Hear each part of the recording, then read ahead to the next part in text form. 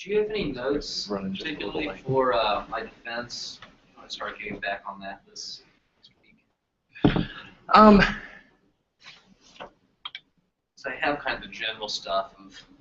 I don't have any. I don't have any like specific things written down. Okay. But I think probably what would be more beneficial is maybe if we just kind of sat, made an appointment, just sat for an hour, just kind of went through some of the general things that I think you could do to really help to focus what you're thinking about. That's what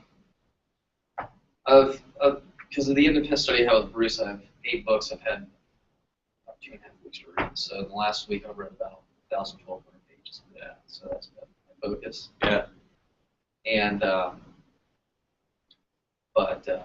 then this stuff. I think probably my main comment and what I want to help you work on a little bit is just to get that question in your mind so clear and so crystal clear and laser focused, so that when you're pushed on it in your defense and somebody says, well, are you talking about this? You can say, no, that's not really it. And that it's very very clear in terms of nobody has to kind of ask a lot of questions to get an idea of exactly what you're doing. So yeah, I think I'm gonna have note cards that I write out for first questions. I don't know, I was thrown off at the beginning of that meeting for some reason and couldn't recover, which is rare. That usually doesn't happen to me at meetings. Usually via me talking, that's my But I think one of the problems was I just think you didn't have it clear in your own mind in terms of, I think you know what you want to do, and I think you have an idea, but it still needs it needs a little more crystal focus so that you can say it in 3 to 5 minutes, and somebody goes, I get it. That's great. I understand that. Let's do it. And sometimes that might mean kind of boiling down some of the stuff and saying, you know what, this might need to be put aside for right now, or this becomes secondary, and this becomes secondary, and this becomes secondary. Just looking at creativity, and this is what I'm going to do to study creativity. And then once everybody's like, okay, I get that, then to say, okay, and here's how it relates to some of these other things. But don't get confused by those things. Mm-hmm. Keep the eye on the prize, and that's going forward. That's definitely what I need to work on doing, especially within chapter 1, chapter 2, because it's not about it's not about judgment decision making. It's about that creativity. I'm going to have to change it a little bit just because I'll lose access to my population by not being able to put it out in the next couple of weeks. And so what I'm going to do is focus on outdoor leaders instead of outdoor leadership trainings and participants, which really kind of makes it easier in general. I'll have to add qualifiers within demographics, see how long you've led trips, what type of trip you lead, just to make sure they qualify, and come up with different qualifiers based on that. But I guess it kind of makes sense to look at the leaders themselves and see kind of what factors are important for creativity within their leadership, to see what's important for folks in the field. Because if not, I'll have to wait till next summer in order to do it. Yeah, I think that's fine. I mean, I think you can make a case for doing that. Mm-hmm. And again, I think it just you have a question that can be answered by that population, mm-hmm. And then you can say I'm looking at creativity in this, using this population. Because really what I'm trying to do is, and it's a study that's been done in various other domains, is say what factors of creativity are important for this. And so you pick 4 or 5, maybe 6 factors, and I can, now that I'm not working with participants as much, I'll be able to increase that some. And say, look, just we think that these factors are generally important for creativity, but within outdoor leadership, is it 2? Is it 1? Is it just problem solving? Is it all these other things? And really look at it. And so your question would be, how do outdoor leaders see these aspects of creativity? Right, because you would be sending them like a survey. It would be the same sort of survey. The questionnaire that we talked about, and you send them that, and then they fill it out with their response, like their self-report of where they use creativity or how they see creativity being used in what they do. Mm-hmm. And then through that, with factor analysis, you say, well, they didn't really, like divergent thinking is something we assume is really important, but that didn't even really load as a usable factor. And so within what we call creativity outdoor leadership, it was only problem solving, creative self-efficacy. These other things weren't that important. To them. Yes. Right. So really, and I think that that's good because again, you're not really looking at creativity. You're not really examining creativity as much as you're looking at these people's perceptions of how creativity affects what they do, mm-hmm. or how they use creativity. And it goes back to the whole argument of, is creativity just this big thing, or is it very domain specific? I think that might be one of those things where you put aside. Not that there's anything wrong with it, but domain specific. I think you want to leave that as something on the side, that it's not part of that laser focus. The laser focus is we are examining outdoor leaders and their perceptions of creativity and the factors involved with that. The other stuff may come in later, but when you're explaining to somebody, what are you trying to find out? What's your question? What are you doing? When they ask you that question, don't go off over here. Stay on that line, which is my survey is I'm gonna take outdoor leaders, I'm gonna give them this questionnaire on creativity, and we use factor analysis to see from their responses where according to this population, this sample, how are they using creativity? Where do they feel that creativity is important in what they do every day? What are some examples of creativity or whatever? So you're not really looking at trying to come up with the definition and the domain specific and all that. You can talk about that as it relates to that question. But really the laser focus is, this is what I'm doing. Here's my population. Here's what I did. This is what I have for them. Hey, hello. And this is what I'm really looking at. This is how I'm going to use the factor analysis to answer that question. Yeah, because then people won't get confused about. I guess the reason I got hung up on that domain specific thing is that's kind of the rationale behind why we even know. And that can become part of your lit review. And you can talk about that. But I don't need to have that necessarily. I don't think it needs to be in your. I was kind of hanging my hat as I have to start here. Yeah, and I don't think you do. I think you have a lot of things that you're wanting to hang your hat on. Okay. And you think that they're all really important to say in that 5-minute thing that I'm keep telling you. And I think what happens is that people go, well, which hat are we actually doing? And I think that's what you saw with Bruce. Yeah. Bruce was like, oh, I like this hat. Yeah. Where are we doing what was it, the one judgment the judgment? I thought we were doing judgment decision making, and I think Chris was like, well, no, I thought we were doing this. And I was like, well, I thought we were doing creativity. And so I think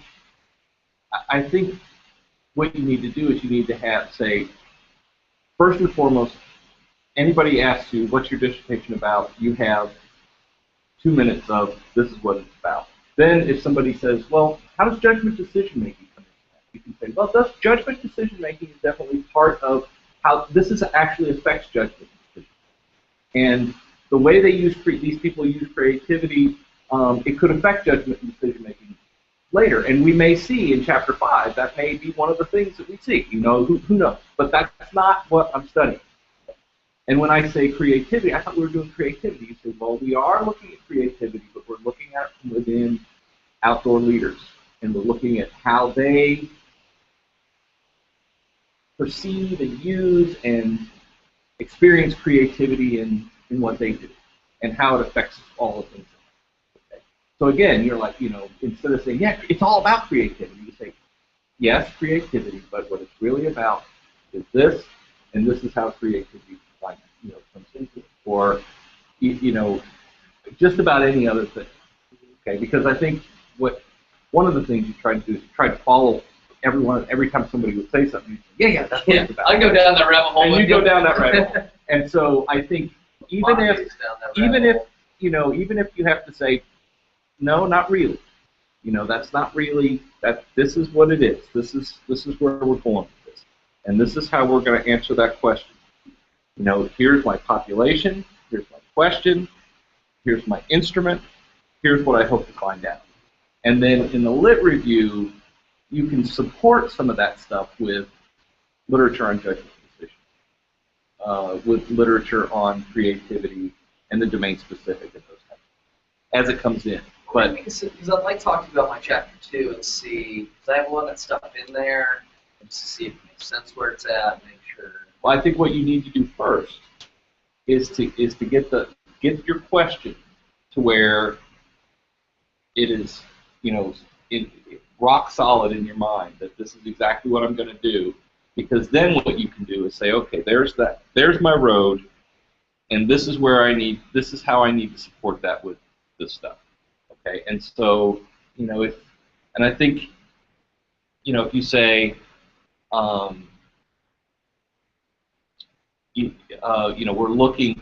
we're doing a factor analysis of outdoor leaders and what they say about creativity, and this is what I hope to find out about. Well, then, to me, when I think about your chapter 2, what needs to be there? Well, you're going to have to talk about creativity. All right, and you're going to have to talk about creativity in general in terms of why creativity is important in anybody's job. And then you're going to have to talk about why creativity is important in outdoor leadership. Okay, and from within that might lead to some things on judgment and decision making, where you're talking about, well, how creativity affects judgment and decision making. I definitely don't probably need to go into with the depth that I did. It's been like 7 or 8 pages. Probably not. Talking about decision making models. And right, and then then you're going to need to have some literature that talks about, like I said, talks about outdoor leadership, and I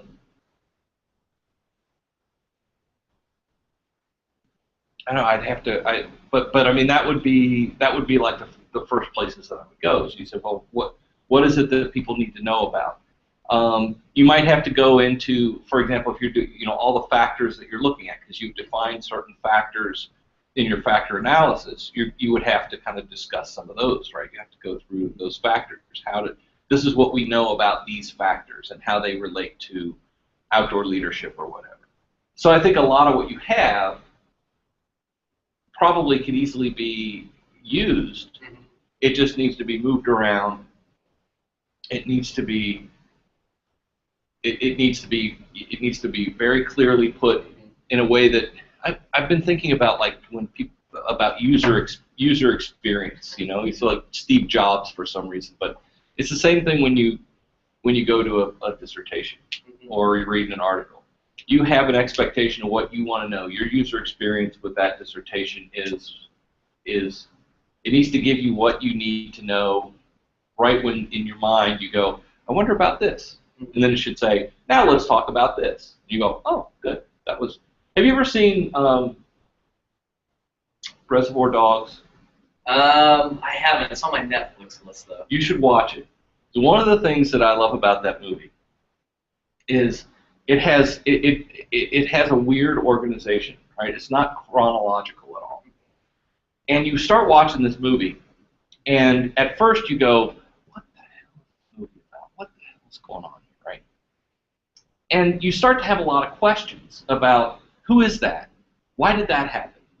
And it's almost like as soon as you ask that question, they cut to another scene, and all of a sudden they're answering your question.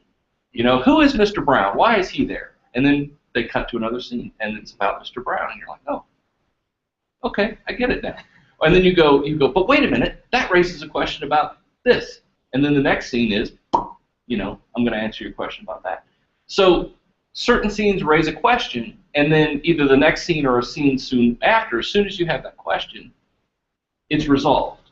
You don't have to wait too long to have it resolved, unless it's something that you know you have to wait to the end to see the final resolution. But when, it's a movie where you could easily be confused if you just sat there and went, man, I'm so lost.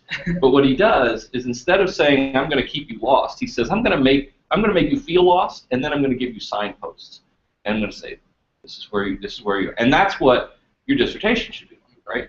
Somebody starts reading it. At first, they should get an idea where they're going to go, but then they start reading your lit review. They might go, well, I need to know about if that's true. I need to know about creativity. How's he defining creativity? What do you mean by creativity? What's outdoor leadership all about? Why is creativity important in outdoor leadership? Why do I need to know anything about what Matt has to say? And you start answering those questions. And maybe what you're writing actually raises another question. Mm-hmm. So you think about, okay, I've raised a question. Maybe I need to have some answers to that. By the end of the lit review, I should have had most of my questions answered, except, wow, how are you going to study this? Then we move on to chapter 3. You tell us how you're going to study it. Then you tell us what you found, and then you tell us what it means. So that's really, when you talk about organization, that's the trick of. Yeah, and I think, one of the problems that I kind of ran into is just that I had so much stuff I want to talk about, because everything about it's so important. About 50 studies wrapped into that.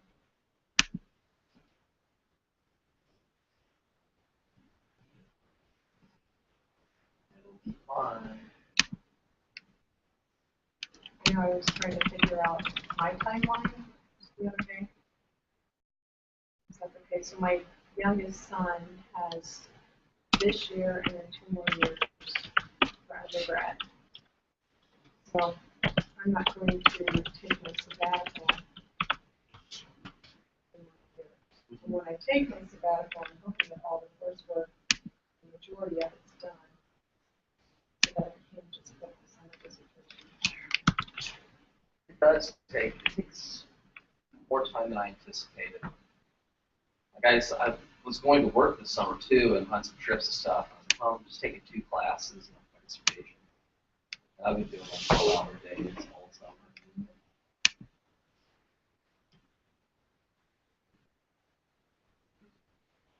Seems like everybody's stuck in traffic or a little late, so that's why we're kind of waiting for everybody. Can I do my presentation first? You're going tonight? It's all together. Cool. We've got 2 other people that want to, which is fine. So we've got plenty of time for 3 people. If you want to go first, you can go ahead and get set up, and then when everybody gets here, we can just hit the ground running. Okay. That'll be fine. Sure.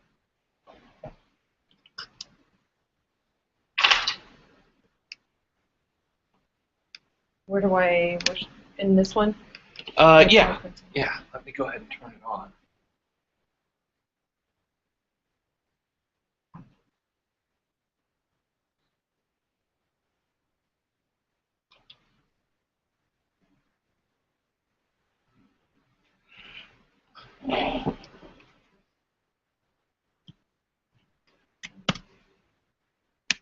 How many people do we have in the class? Let's see. Yeah, because I think tonight we're going to have 3, 4, 5, 6.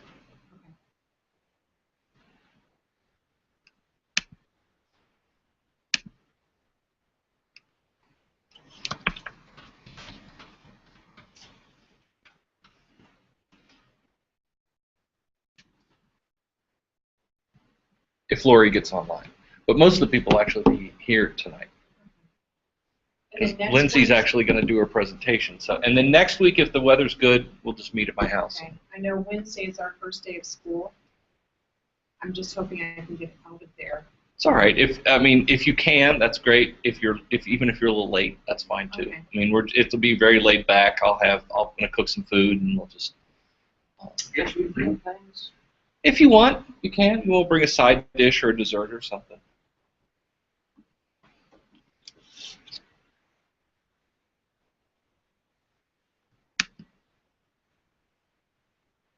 Does growler count as dessert? I would say yes.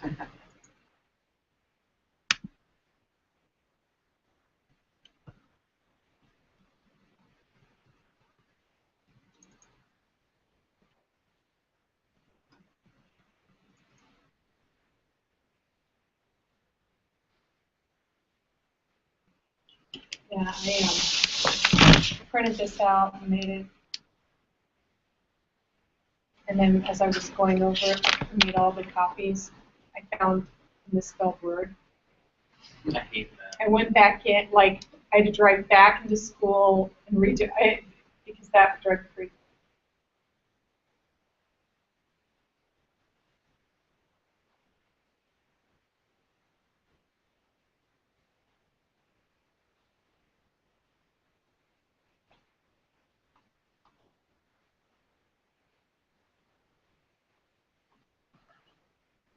I mean, you probably saw my pictures and stuff, but I spent the weekend on a boat Yeah. with a bunch of old college reprobates.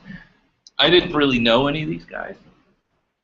They were people that were in my fraternity when I was in college, but they had all graduated. They were all alums by the time I came. And so, but I mean, for 15 years they've been going on this trip, and not all of them. I mean, there's just a couple guys that started out with this houseboat trip, and they would get together. And then it grew, and some people go each year, and it grew into this thing. It started off, it was just their friends. It wasn't like old college friends. It was just, some friends that they knew, and then eventually, all of a sudden, we've got all these college friends, and it became kind of a fraternity trip, although there are other people that weren't in the fraternity. And so, I don't know what it was about this year, but one of the guys asked me, said, hey, you should come on this houseboat trip. And again, if I had ever seen this guy, I was friends with him on Facebook, but I mean, if I'd ever met this guy, it had been when he was an alumni. He came to an alumni event or something like that. I mean, I knew his name, but I didn't really know him very well. But they knew my friend, and they invited him, and then I got invited too, and then he decided he wasn't going to go. So I didn't know any of these guys, and I don't have anybody on the trip that I know. But I said, you know what, I'm going to go on this thing. This sounds really cool. And it was great. I mean, I didn't know anybody. It was 14, 15 guys. Nobody had an accurate count, which scared me a little bit. Yeah. Because we went like 3 different places on the lake. It's like, we have everybody? I don't know. How many guys did we go to? What? It was Dale Hollow Lake down in Tennessee. Yeah. So my sister lives in Murfreesboro. Yeah, and we would go to Dale Hollow. It's a great lake. Yeah. It's great. And I mean, and the marina we were at was in the middle of nowhere. I mean, it took us, an hour just to get on the back roads just to get to the marina. But they rented, because they had like 14 or 15 guys this year, they rented these 2 80-foot houseboats. 80-foot houseboats. I mean, these things were huge, and they've got 2 of them. And it wasn't that expensive. There's 14 guys who split it, and everybody had a bedroom, and everybody had a stateroom, and there's a huge kitchen. We've got these 2 huge kitchens, and a bow on the front and back, and picnic tables, and I mean, it was 14 guys, and you never felt crowded. Mm-hmm. And if a conversation's going on over here, you just go to the other boat and go on the back. Somebody's swimming on the back, or go upstairs because there's 80 foot of upstairs that you can lounge. There were hot tubs on this boat. Yeah. So 2 hot tubs, because hot tubs on it. And it was it was a good time. And then, but they did meal planning. And these guys don't know anything. They know how to cook, but they don't know how to do meal planning. And so one guy said, well, we'll figure out who's going to make what meal what night, which worked out fine, except there were more people that wanted to cook than there were meals. And that didn't stop anyway. They just made their meal anyway. Or they said, I'll make the appetizer. And but the appetizers were more like meals. Mm-hmm. And then when they actually did make the meals, they wanted to make sure they didn't have too little. So they cooked for 50 instead of 14 or 15 guys. And so we had, I mean, so much food. We had the first night was, big plates of Skyline chili. That was probably the easiest one, but they made just warmed up tons of chili and spaghetti, and everybody just. And then, lunch they had this sandwich, and it was, and they had two of them, and they only got through about 2/3 of one of them. And then that night they had, one guy made ceviche, made 2 huge bowls of ceviche. And it was delicious, and that was a meal in itself, because, you're thinking, oh, it's an appetizer, you get one like this big, but everybody got 2 cups that big, and then there's still a huge bowl that hadn't been touched yet. So, and then they made paella, but the guy didn't start the paella until late, because everybody was full from the other food. And so by the time he was done with the paella, it was like 12:30, 1 o'clock in the morning. And so everybody's like, okay, they ate the paella. Everybody waited up to eat the paella, and then everybody's like, oh, time to go to bed. And then one go to bed. And but it was that way the whole weekend. Everybody's complaining about all the food. That's a great problem to have. It was a great problem to have. Was the lake, was the lake clear? Pretty clear, yeah. Did you see the rooftops of the houses in the lake? I couldn't, but we didn't spend a whole lot of time out in the middle of the lake. Yeah. We spent a lot of time out in the coves, and I've seen videos of previous years that they went, and it looked clearer. The water looked clearer. You could, when you're swimming, you could definitely see your toes, but it was a little cloudy after that. But I've seen videos where they were showing these guys swimming, and somebody had a camera and they pointed to, and it was like you could see. It was really clear, so it was a little muddier this year, but. I just thought it was really good. If you've seen Oh Brother Where Art Thou, the movie, how the TVA flooded the area and all those houses are still there, and you can, on a really clear day and when the water's really clear and you're out there, you can actually see the rooftops of those houses. Yeah. I'm going to remember that for next year. I want to find where some of those houses are. Yeah, that would be. But I know that I saw some pictures last summer when there was, they had big droughts in certain places, and they were showing these lakes that had dried up and had gotten so low that some of those old churches that had been flooded out, and they showed this church steeple in the middle of this lake that was coming out of the water, and they, it was National Geographic, and they had a series of them. One was like early in the summer, and then as it got lower and lower, you can see more and more of this church. So it was. Sorry. Oh, that's okay. It's okay. I just didn't print out, but I'm going to present. I didn't print out of the headnote. You're gonna present tonight? Yeah. Okay, so that's 4 people that are presenting. Okay. That's okay. I mean, that's okay. Good, just in time. Yeah. I'm not stuck in traffic. It happens. That's okay. Oh my God. Yeah, I know that traffic. It was still, I think that so the warning of storm coming, something like that.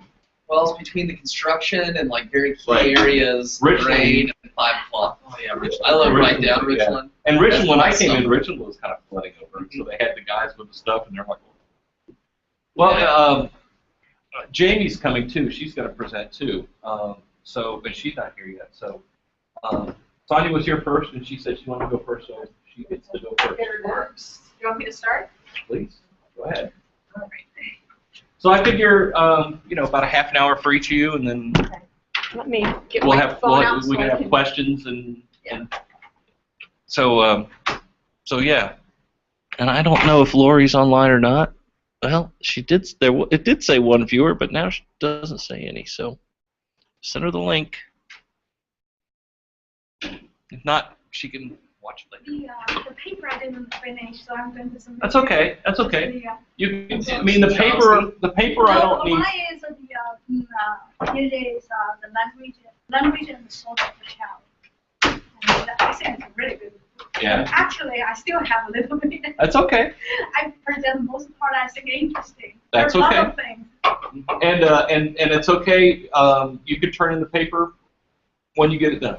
Okay, I will try as soon as possible. Okay, you get it. I mean, if you can get it done before I have to turn in grades, then I don't have to No, give I you. do not need to have grade days. That's right. Well, then you have a whole semester to get the paper done. Yes. So don't worry about it. You don't worry about it. You take your That's some time. dangerous time constraints. Okay.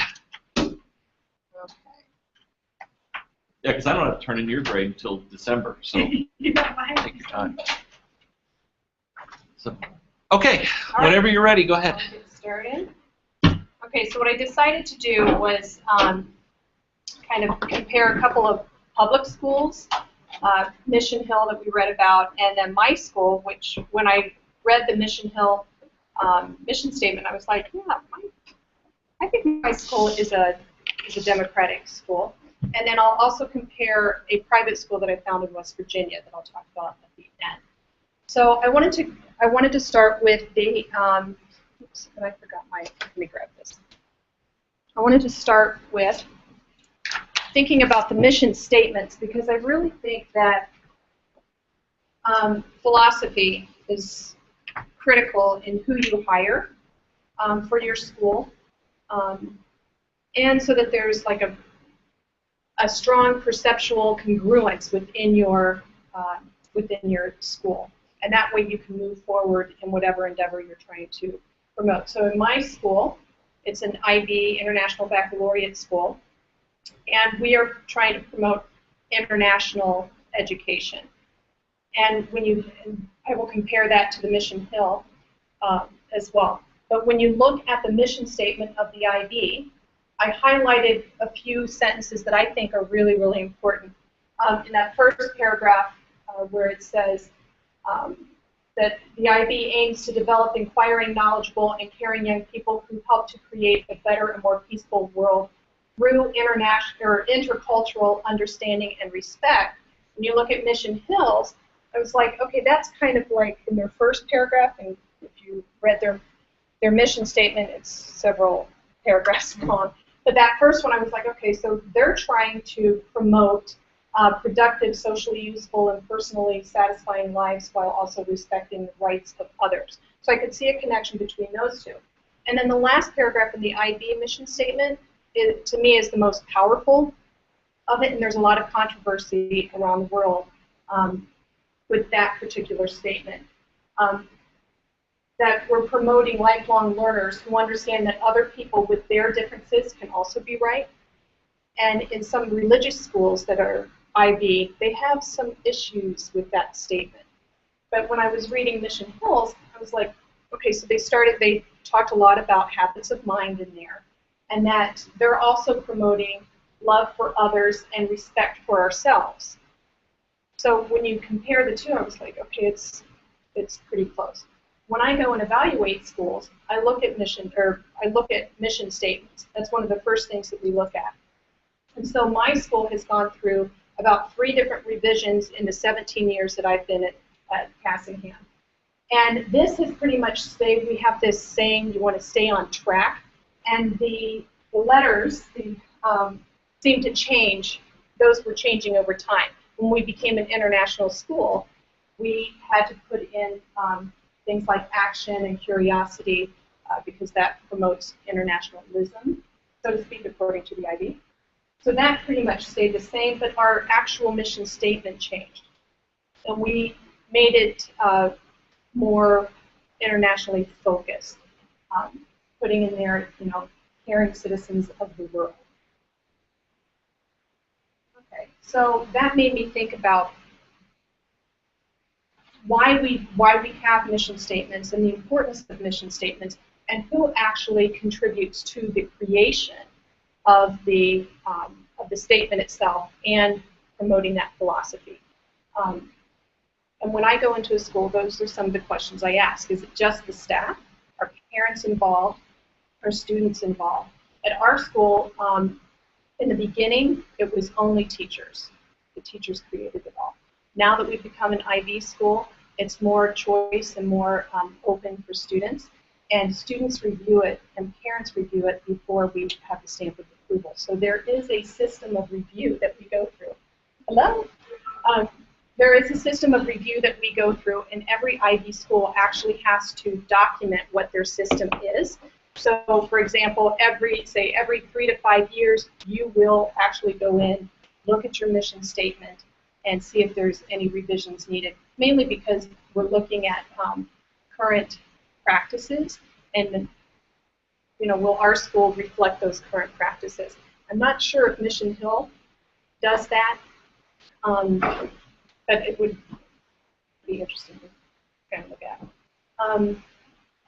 So that made me wonder, with Mission Hill, they talked about critical thinking and their habits of mind, and do they plan for critical thinking? And in their habits of mind, they have this, they have their 5 questions that they try to kind of promote within their curriculum. And that made me think of the IB. Now, let me backtrack a little bit about IB. IB actually has 4 programs. And the program that I'm in is the PYP, the Primary Years Program, and that's for ages 3 to 12. And then we have the Middle Years Program, and that's ages 12 to middle school ages, so 12 to 16. And then the DP, the Diploma Program, is high school age, 16 through 19, and they just adopted a new career-centered path, and that's for ages 16 through 19 as well. So those kids that aren't really that into school or the rigor of school can choose that as well. So I would be talking about the PYP, the elementary grade, or ages 3 through 12 program.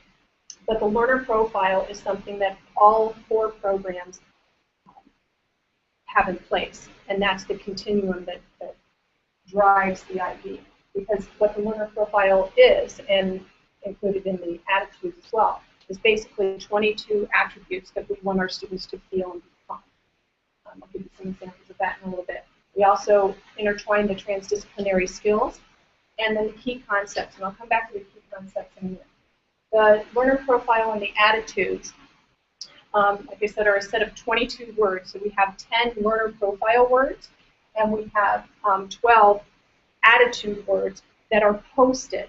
Okay, so if I back up and show you the Mission Hill, those 5 questions that they have, as you were reading, you learned that that's posted in every classroom. Every IB PYP classroom has to post their learner profile and the attitudes words because it needs to be part of the language. Because if we're using those terms, it will then be embedded in who we actually are. So the learner profile, I'm going to give you this so you can kind of see. These are the 10 words or characteristics that we really focus on throughout the IB, and that's ages, like preschool, ages 3 through high school, grade 12. And this is the document that I just gave you is one that we kind of adapted from an international school in Germany.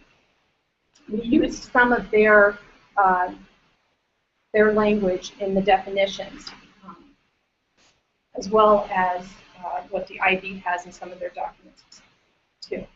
But this is a self-assessment that we give our students, and the students are required to reflect after each quarter and demonstrate growth over time. So when we pull these documents out, it looks a little bit different for the earlier grades. There's little happy faces and eek faces and sad faces on how they think they are as being an inquirer, or being caring, or a communicator, and then the children actually document specific instances that they were that particular attribute. So it's really cool to see this in their portfolio over time, and the kids pull out their portfolios and look to see what they said in 1st grade versus what they said in 6th grade. So that's something that we use. And then the transdisciplinary skills, those are also posted in every classroom, and we reflect on those skills. In my classroom, I reflect on them probably on a daily basis. if not absolutely every week, I make sure that there's some documentation and some thinking going on about the development of those particular skills. But the thing that I think really drives our curriculum in the PYP are the key concepts. And the key concepts to me are parallel to Mission Hill's habits of mind, because we also have a set of 8 key concepts that we post in every classroom, K through 6, in our building, and we're constantly reflecting on those particular concepts. And what I think is really, really cool is when you have students arguing over what concept that particular lesson is really angling towards, and they have to debate it. And so there was one afternoon I was going down the hallway and I saw there were 2 6th graders that were arguing about the unit that they were in at that particular time. And one student said, no, it's really more about change. And the other one was like, no, it's really about reflection. How do we really know that's true? So it's fun to hear those kids, hear the students actually argue back and forth and go in and out of the concepts. And it's they can argue till they're blue in the face, and they can all be right, depending on their particular angle or debate that they want to do. The pedagogy, when I was thinking about what Mission Hill does and what we do, both being public schools, our design and curriculum is really pretty much the same. We have thematic units in IB and the PYP. We have 6 themes, and I'll talk about that in a little bit more in detail.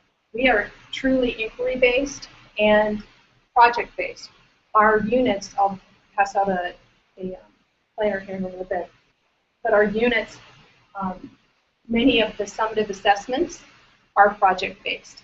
And most of the lessons are inquiry, and we have to prove that to the IB when they come to visit, or we also have to document that. And a lot of what Mission Hill, when I was reading the way that they were teaching, I was like, oh, we do that too. It's all inquiry. And when other people visit our school, they see what true constructivism is. It's really about the learner creating that knowledge. And we talk about that in our planning.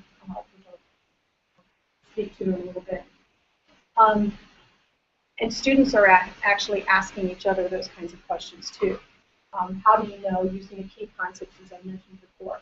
And it's really trying to create that knowledge. The other thing that I saw that was parallel in Mission Hill and our school as well, we have weekly school-wide meetings. We call them town meetings, and every Friday afternoon, 2:30, our building gets together, and it's either going to be, usually it's either the odd-numbered grades or the even-numbered grades that get up and show off what they've learned in the past couple of weeks or so. And we have specific things that we make sure that we're promoting. We're constantly promoting the learner profile and those attitudes, because that's really what we want our students to be. Professional development is also critical with the IB. In order to be an IB teacher, you have to have some type of training in inquiry instruction or assessment. There's specific things that the IB has every 4 to 5 years, and that has to be documented. What I thought was really interesting in the reading was when he noted that a stagnant staff cannot practice and demonstrate to students what it means to learn and grow. And professional development is a nourishment. So when I started thinking about that, I was like, it's so true that if you don't provide your staff professional development or opportunities to grow, then they're not going to, their students aren't going to grow as well. And the other thing that I thought was really great was how the Mission Hill teachers actually designed their curricula. What I thought was not similar to our school is that they have to do it, they do it in their own interests. Like they really hone in on what they're interested in as a teacher, and then develop it around that. For us, you'll see this grid. This is was actually in almost every PYP school that I visited. You'll see a grid like this, a huge wall somewhere in the school where you have the themes. Everybody has to study the 6 themes, which we'll talk about a little bit. And then every grade level has a particular unit that they are studying under that theme. Okay, so we have who we are, where we are in place and time, how we express ourselves, how the world works, how we organize ourselves, and sharing the planet. And it just gets, as it spirals down into each grade level, it gets more and more advanced. Another thing that I saw that was very similar is that we have formative and summative assessments, and there is a portfolio system as well. We have different portfolios. We have an IB portfolio and a reading math portfolio. But I kind of wanted you to see, this is a planner, and this is what, this is how we do our weekly meetings. Every grade level gets together with the IB coordinator. And we have, you'll see, this is a picture, this is when I was the coordinator. We had 2 grade level teachers there, the art, music, phys ed teachers there, and the gifted teachers there too. And that's a half-day planning, so at our school and many PYP schools that I visited, they have specific days, or at least half days, 3 solid hours, where they pre-plan the unit coming up and reflect on the unit that they just taught. The makeup of the unit planner is actually backwards design. If you know anything about UBD. And so we start with the summative assessment over here, and everything is aligned with the key concepts. The teacher questions, provocations are essential. And then we have, at the very end, you can see we have the standards. I think I put it in this one. You can see that we put the standards also in our planners so that we know exactly if the state were to come in and say, you know, you're teaching this particular standard, it's actually embedded in our planners. So we're constantly paying attention to that. And that brings me to Hamlet School. Before I get to that, I wanted to show you, I wanted to kind of talk about some assessments too.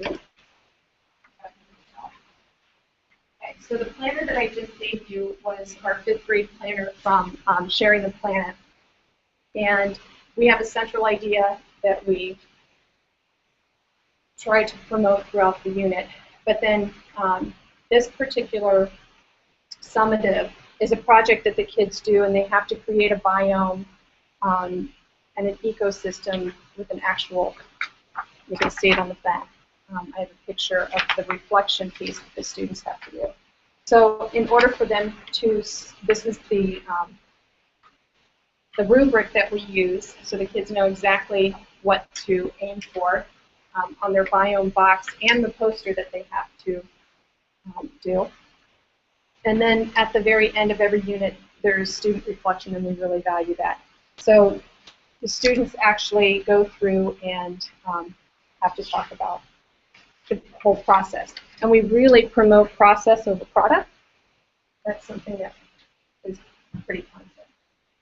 Okay, so the Highland School, I'm going to switch gears, is a private school, and I'm hoping that I can, maybe this will work. Okay, so the Highland School is actually the only boarding democratic school in, I believe, in the Western Hemisphere, for sure in North America. And I thought it was really cool as I went through their website. They are as close to Summerhill as I could find. And I communicated with the co-founder of the school, which is, and asked her what the story is of Highland.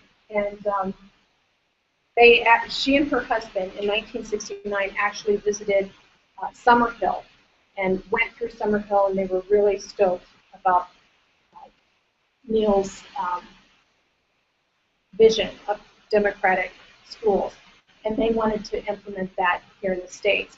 And they, in 1977, bought this farm, but in order to purchase this farm in, I think it's Ritchie County, West Virginia, in order to purchase it, they needed some money. So they actually started this oil and gas company in West Virginia, mainly to help buy this property so that they could actually build the school. So the school was actually started in 1981, and they only have 10 to 15 students enrolled, and their ages 4 to 18, and they have a real community feel. Many of their students actually are boarded there from Monday through Friday. Some are all year long, but they only have 4 staff and 1 intern that tends to be there on staff. And then their tuition is about $2,500 a year if you're not being boarded. If you're boarded, the tuition is almost $19,000 a year. And their school year is from September 3rd through May 21st. Candy Landvoigt is the principal there. She and her husband, Steve. Yeah. You guys are really engaging now. Okay. So my time is almost up. No, keep going. This is a rough outline, just so that we're not here until. Okay. So Candy and her husband Steve actually started this school, and I wanted to show you some of the pictures. They do have an open house in September if you want to go, and they have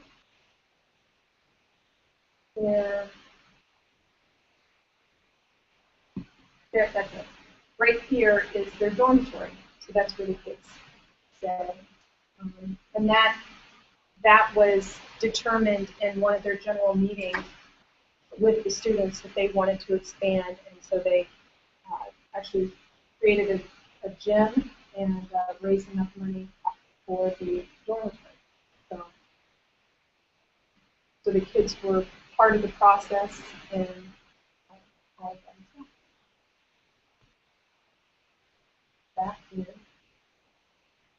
Where is Highland, West Virginia? I'm glad you asked. There Right it is. here in Ritchie County, West Virginia, and it's only about an hour east of here. Let's do it. Let's go. So if you want to go, the open house is Saturday, September 27th, and I've already talked to Candy about going and actually seeing this in On Saturday. Yep. You said September Right after 27th. September So we got my 27th, birthday. I'm going to put it on my calendar. and My birthday. there will be cookies. And we'll go punch. to we'll have Matt's birthday, and then we'll all go.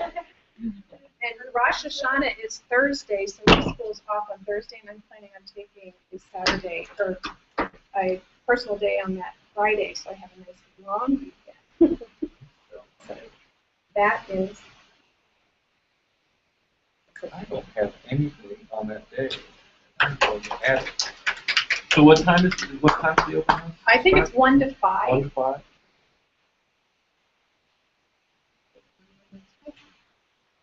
Open house. Yep, from 1 to 5. You know, I don't know. I don't know about that. Candy and I emailed back and forth, and she was really, really busy in the summer. So, some Landvoigt, it's Landvoight, I think. Now, I don't know how many they have now, but she told me they range from 10 to 15, and they're expecting more students this fall. So, yeah, which I thought was very interesting. Yeah, I'm wondering if they, I mean, depending on how many spaces they have, they would have. This has 3 staff and 1 They have intern. 4 staff members and 1 intern. Are they teachers? All of them are- Yeah, yeah, and her husband is a math, got his degree in math education, and she got her master's in counseling, and then got her doctorate.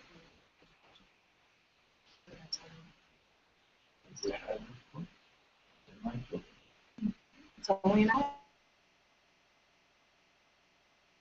And if I didn't want my wife to kill me, And they do have financial aid.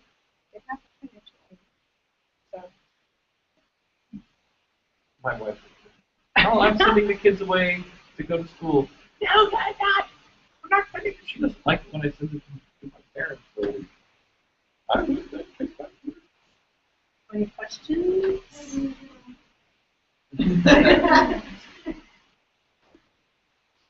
But you mentioned about one thing I'm interested in this one you said that this is The learner profile? self-assessment. After that, you just put the profile. What else do you do? We Do you discuss this with the Yes, children? yeah. What I do is my prerogative as a classroom teacher.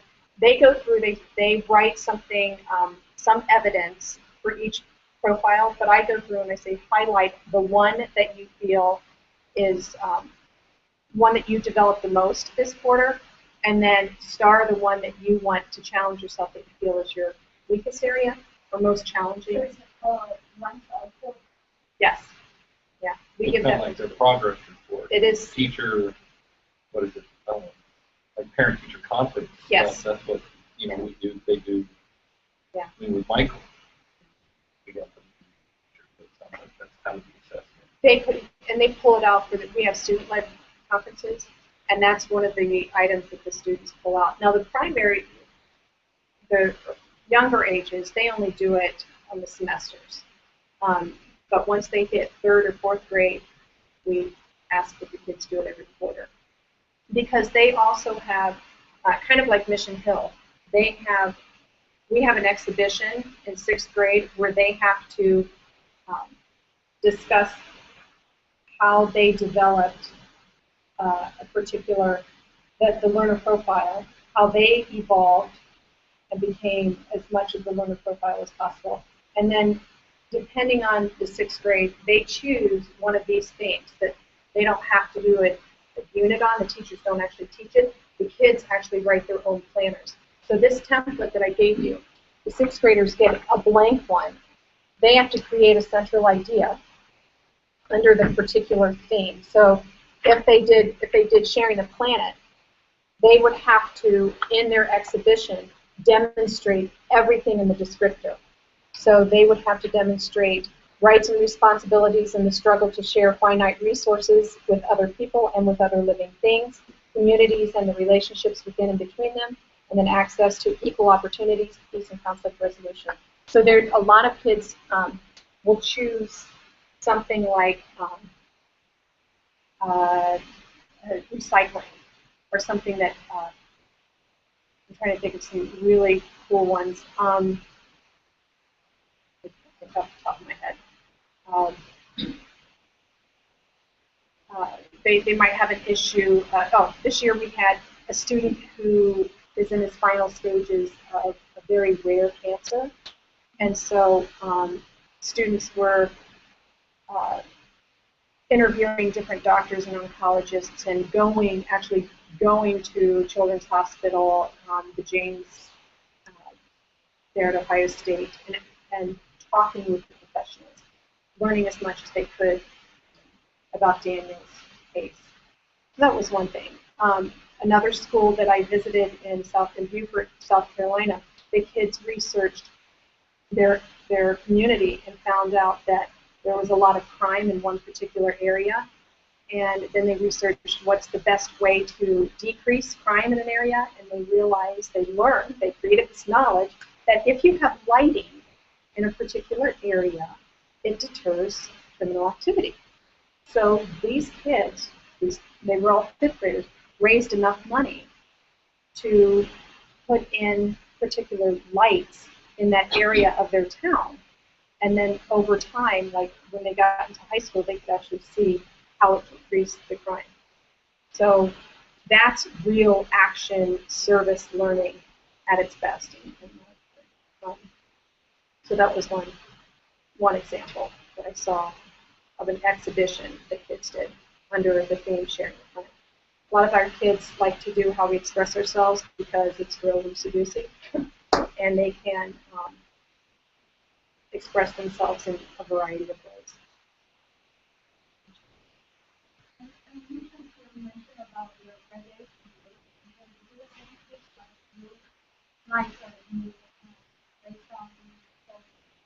Well, each yes.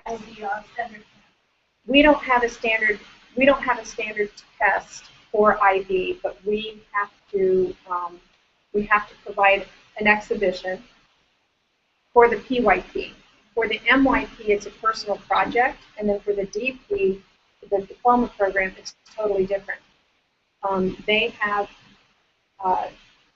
those kids actually have to do a 5,000 word essay on a particular issue, and they can choose what issue they want, and then they have to present that issue or their research to a panel of other teachers, and using those skills that I showed you, those 5 skills. They have to demonstrate communication, thinking, research, self-management, and social skills in a 20-minute presentation in another language. So they have to be proficient in a foreign language in order to get an IB diploma, which is different than getting, taking the AP test. AP is sitting down and actually regurgitating all of your knowledge. It's more content focused, where this is process focused. IB is much more process of the product.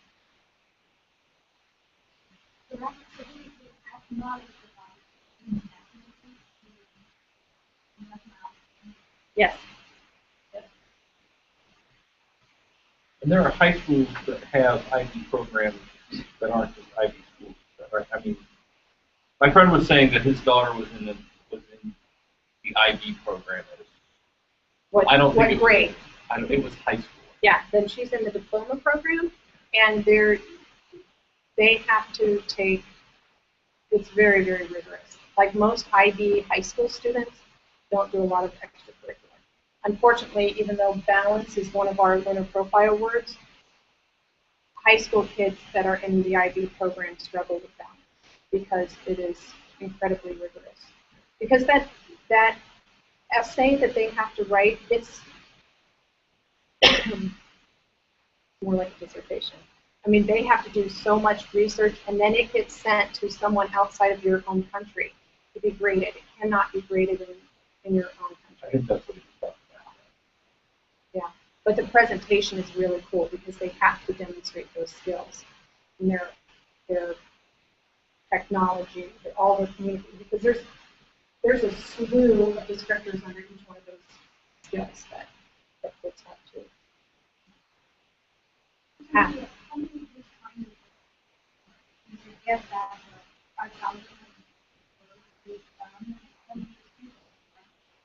It depends on the school. Upper Arlington in Columbus, they have, it's a pretty big school, and they, I think, have about 50 IB students. It's like a school within a school at that level. And when you're talking about the PYP, the entire school has to be IB. It's not like just a few. You can't be in a program like. I mean, that's what my friend was saying. She was in the IB program at the high school. Yes. It was like a school playground.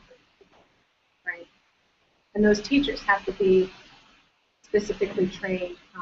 Theory of knowledge is one course that all high school kids have to take, and the IB teachers have to have an understanding of how their subject area connects with all the other subject areas and promote that.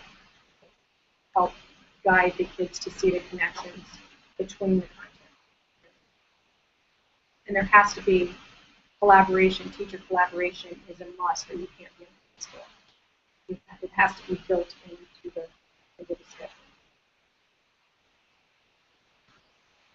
Okay.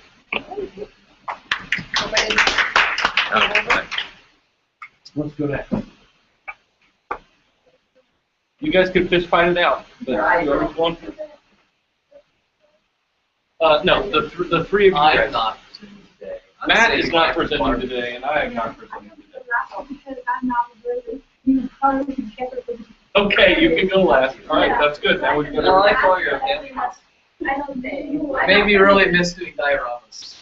Wait, will you be able to put my stuff on Blackboard? I can, yes. Because I don't You have- emailed it all to me, right? I just Right. didn't get it up yet.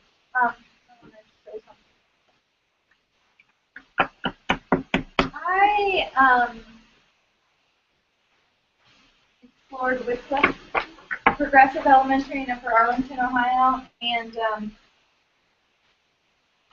one thing I ran into is that principals are on break right now, and it was very, very hard to get in contact with him. He actually had a phone interview with me on his cell phone. He was still off, so I wasn't able to go there, and I did contact one of the teachers. They don't check their email for some reason.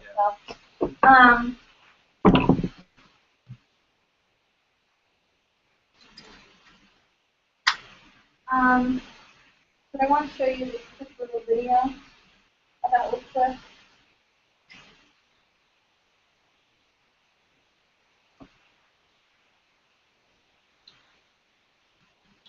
Just to give you a little general idea, and then I'm going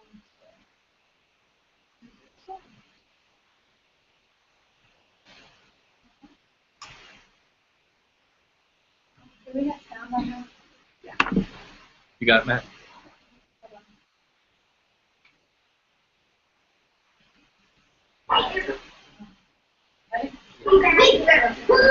This might look like your average elementary classroom, but the way these kids learn is far from traditional. It's called progressive education. It allows students to be more engaged in the learning process. They want to learn, they find purpose in it, it's meaningful to them, and it's more enjoyable. And who doesn't want to learn because their curiosity is being satisfied? Progressive education has been at Wycliffe Elementary for 40 years. It allows the students to make decisions about the way they want to learn in the classroom. Teacher Maureen Gill says she encourages her students to do art projects because it makes them interact with each other. Wycliffe also combines their grade levels by using multi-age classrooms. Gill has both first and second graders in the same classroom. It supports community because then the kids see each other in different facets, of their strengths and their abilities. And so they really support each other. Fifth grade teacher Molly Hinkle says she challenges her students by making them think beyond the classroom. We aren't using textbooks to find information. We're using more real-world resources that go beyond the four walls of the classroom. Hinkle will have guest speakers come in to give her students more exposure to real-world learning. The informal method has been used in other schools within the district. The teaching staff says they are constantly looking at ways to make progressive education better. In Upper Arlington, Steve Wayne for NBC4. So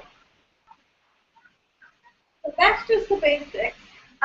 Chris Caleros is the principal there. He was actually in Worthington at one point. He is in a band. It's called Principally Speaking. So he definitely is the type of person I envision running a progressive school. I had a long interview with him, which I typed up, and I only have 3 copies. So he's going to put it on Blackboard if anybody wants it. I'm going to read this to you like a story because I typed it like a story, and I think that that's just the best way to do this. So I'm just going to tell you in school. I'm a primary teacher. Actually, I'm not.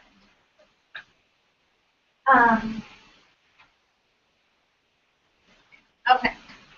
So, Mr. Chris Caleros began his career in education as a teacher at Granby Elementary School in Worthington.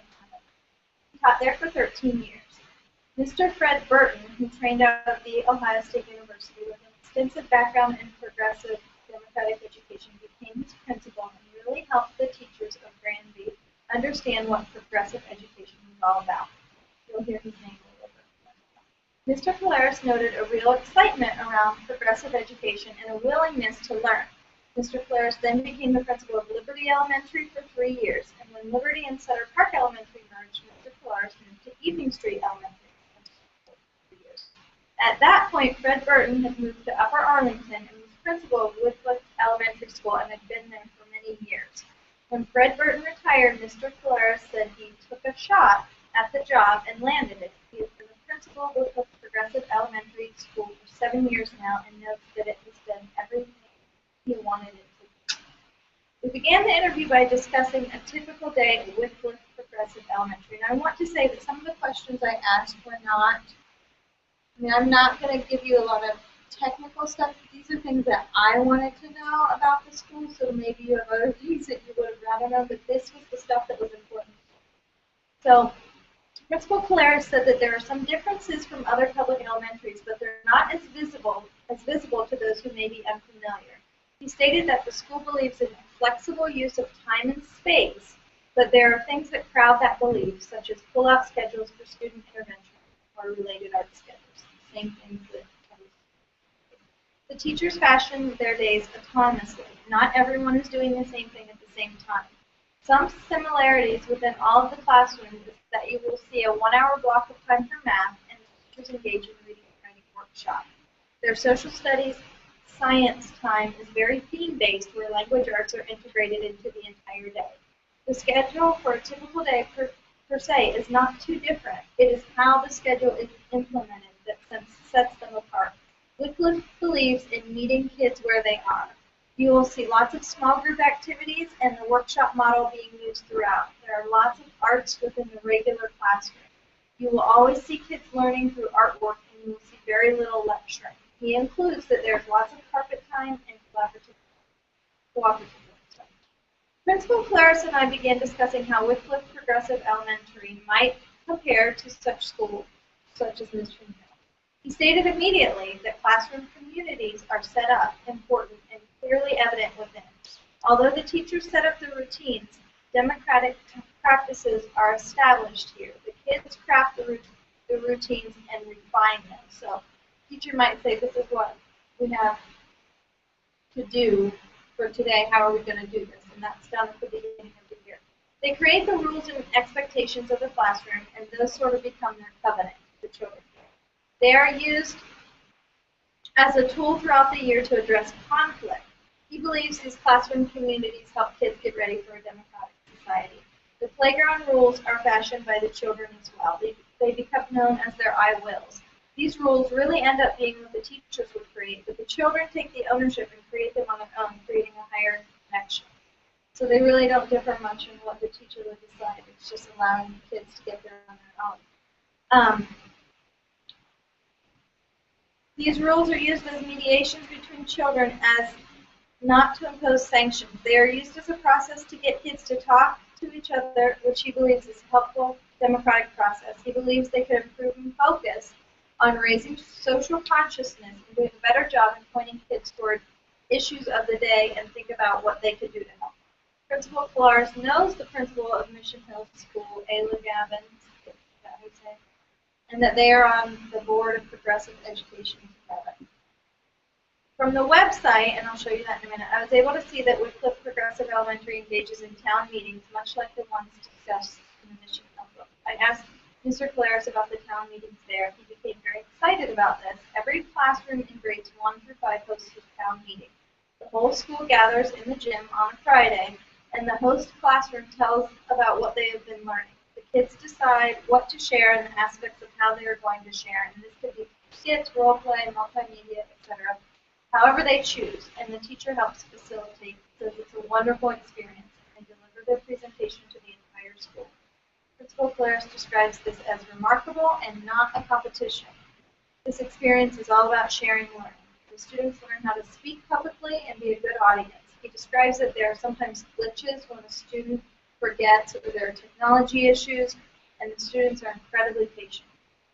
This was interesting. He said other classrooms or single students can reach out to the host classroom if they have something they would like to add to the time or to the town meeting, and if it's time permits, the host classroom can incorporate them into the meeting. So even if it's not your turn, if you have something really big, you're allowed to do that, which would be, I can't imagine a small child would on their own. He says it's awesome. And the parents of the host classroom typically come down to watch the town meeting. There's very calming, gathering music played at the beginning when students enter, and likewise sometimes there's music played as they exit. Portfolio-based learning is a central focus of democratic education. I asked Mr. Collaros if portfolios had a large role in Wycliffe Elementary, and he stated that portfolios were a part of the history of the school. Mr. Mark Carter was a teacher at Wycliffe and ran a class on using portfolios, and then Fred Burton did a workshop for teachers on using portfolios. Today, Collaros says that the teachers at Wycliffe use the portfolios to varying degrees, and what we think of traditionally as portfolios may not be happening to the degree in every classroom, but there's certainly a large part in the arts classrooms, and writing portfolios are used frequently, and the philosophy is definitely embedded in there. He says what you will be sure to see are kids reflecting on their work from every aspect, the quality, the learning, and the expectations. Principal Collaros believes wholeheartedly in progressive education, and according to him, progressive education has many benefits. Progressive education so thoroughly engages students and helps them see the connections rather than seeing learning as isolated compartments. That's Collaros. They very often build on the student's interests and help students to see that this fits with that. Progressive education, says Collaros, teaches them to be independent learners. He says that when you walk through Wycliffe Elementary and you hear a purposeful hum coming from every class, you will hear a purposeful hum coming from every class. He believes the level of engagement he sees at this school is unlike any other. And Collaros believes that progressive education helps students understand the world better and integrates all subjects. He believes this type of education forces students to pay attention to being kind, civil, caring human beings. Collaros believes they learn that way.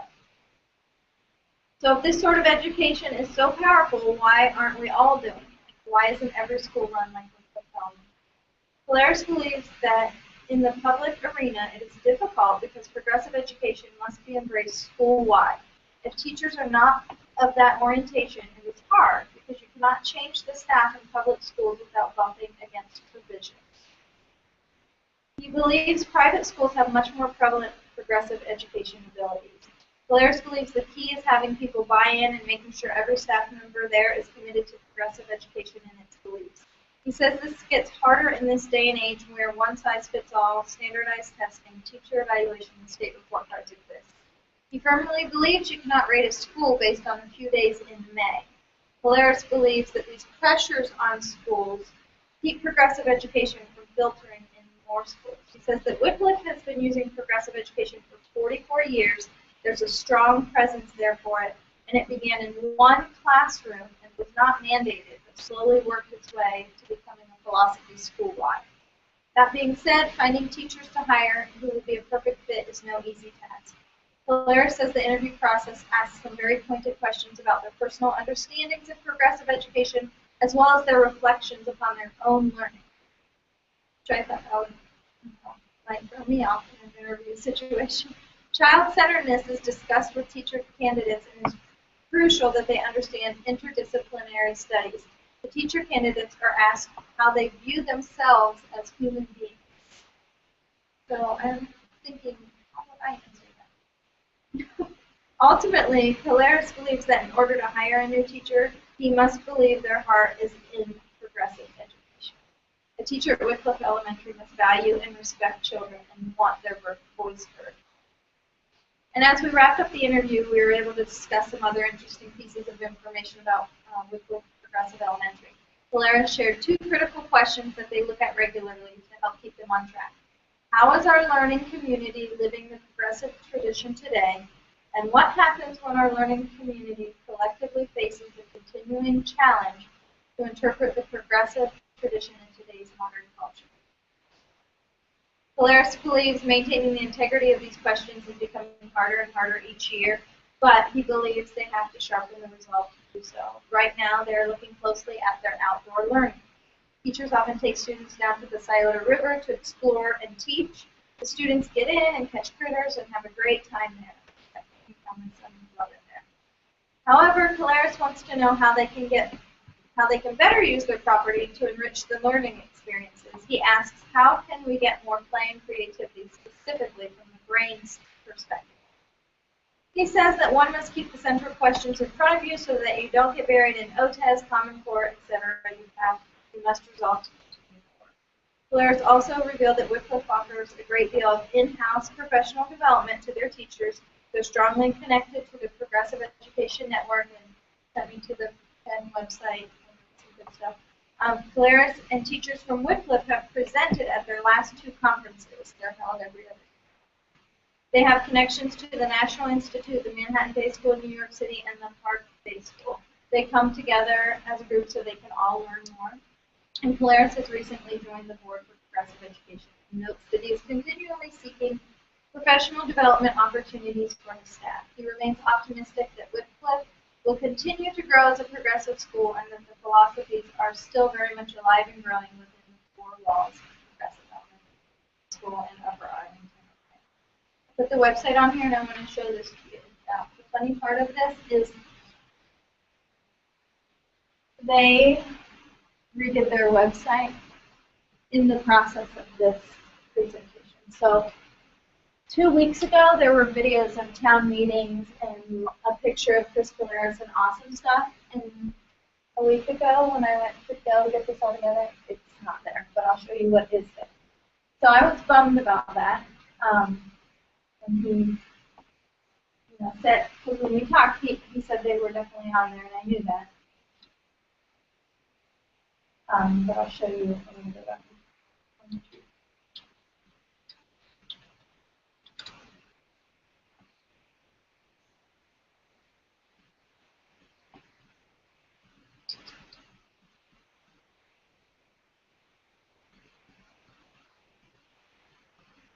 It's funny because we didn't talk about looping, but looping is a huge part of their school. Maybe I didn't bring it up, he didn't, but and we had done that at Colonial Hills in Worthington, and I see the major benefits of that.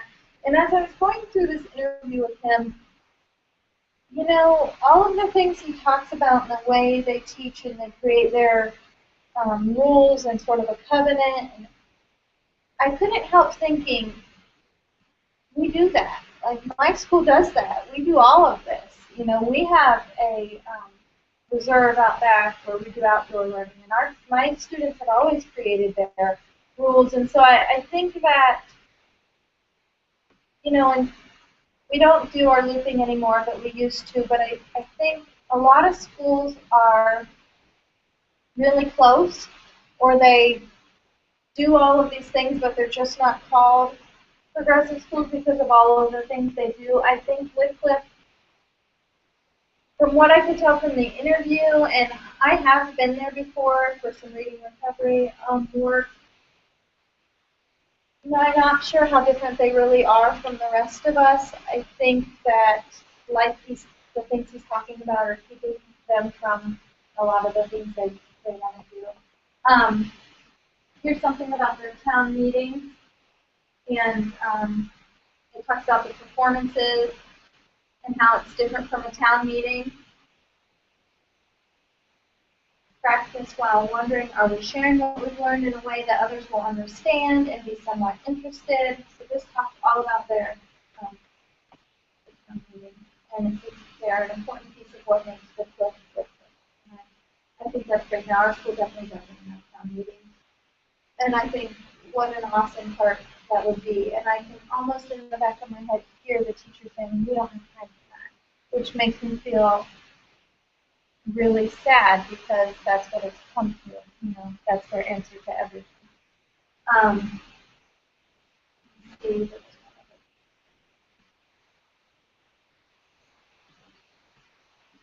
But there was a cute little video about them. There was a cute video about this meeting, and there was a really great just for our teachers.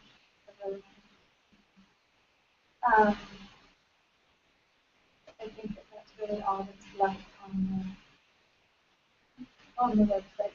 But he did send me an article that I thought was really good and worth sharing. And I just want you to, if you could think of one reason or your top reason for why you think progressive education isn't more common. Does anybody want to give one? Why? So many. I know, but what would you think was your main reason? Why don't we have more progressive We see schools? more. Oh, yeah, you asked me. I just think there's not a. I think we all in here, we sit and we go, yeah, this is the way education should be. I think most parents don't think that way. And I would say most of my undergraduate students don't think that way. They think about education being what they had and what they did. And they like the familiarity of, they might complain about it, they might say, I don't like, I didn't have good teachers or whatever, but when you watch what they do in their classrooms, they do what they saw for 12 years.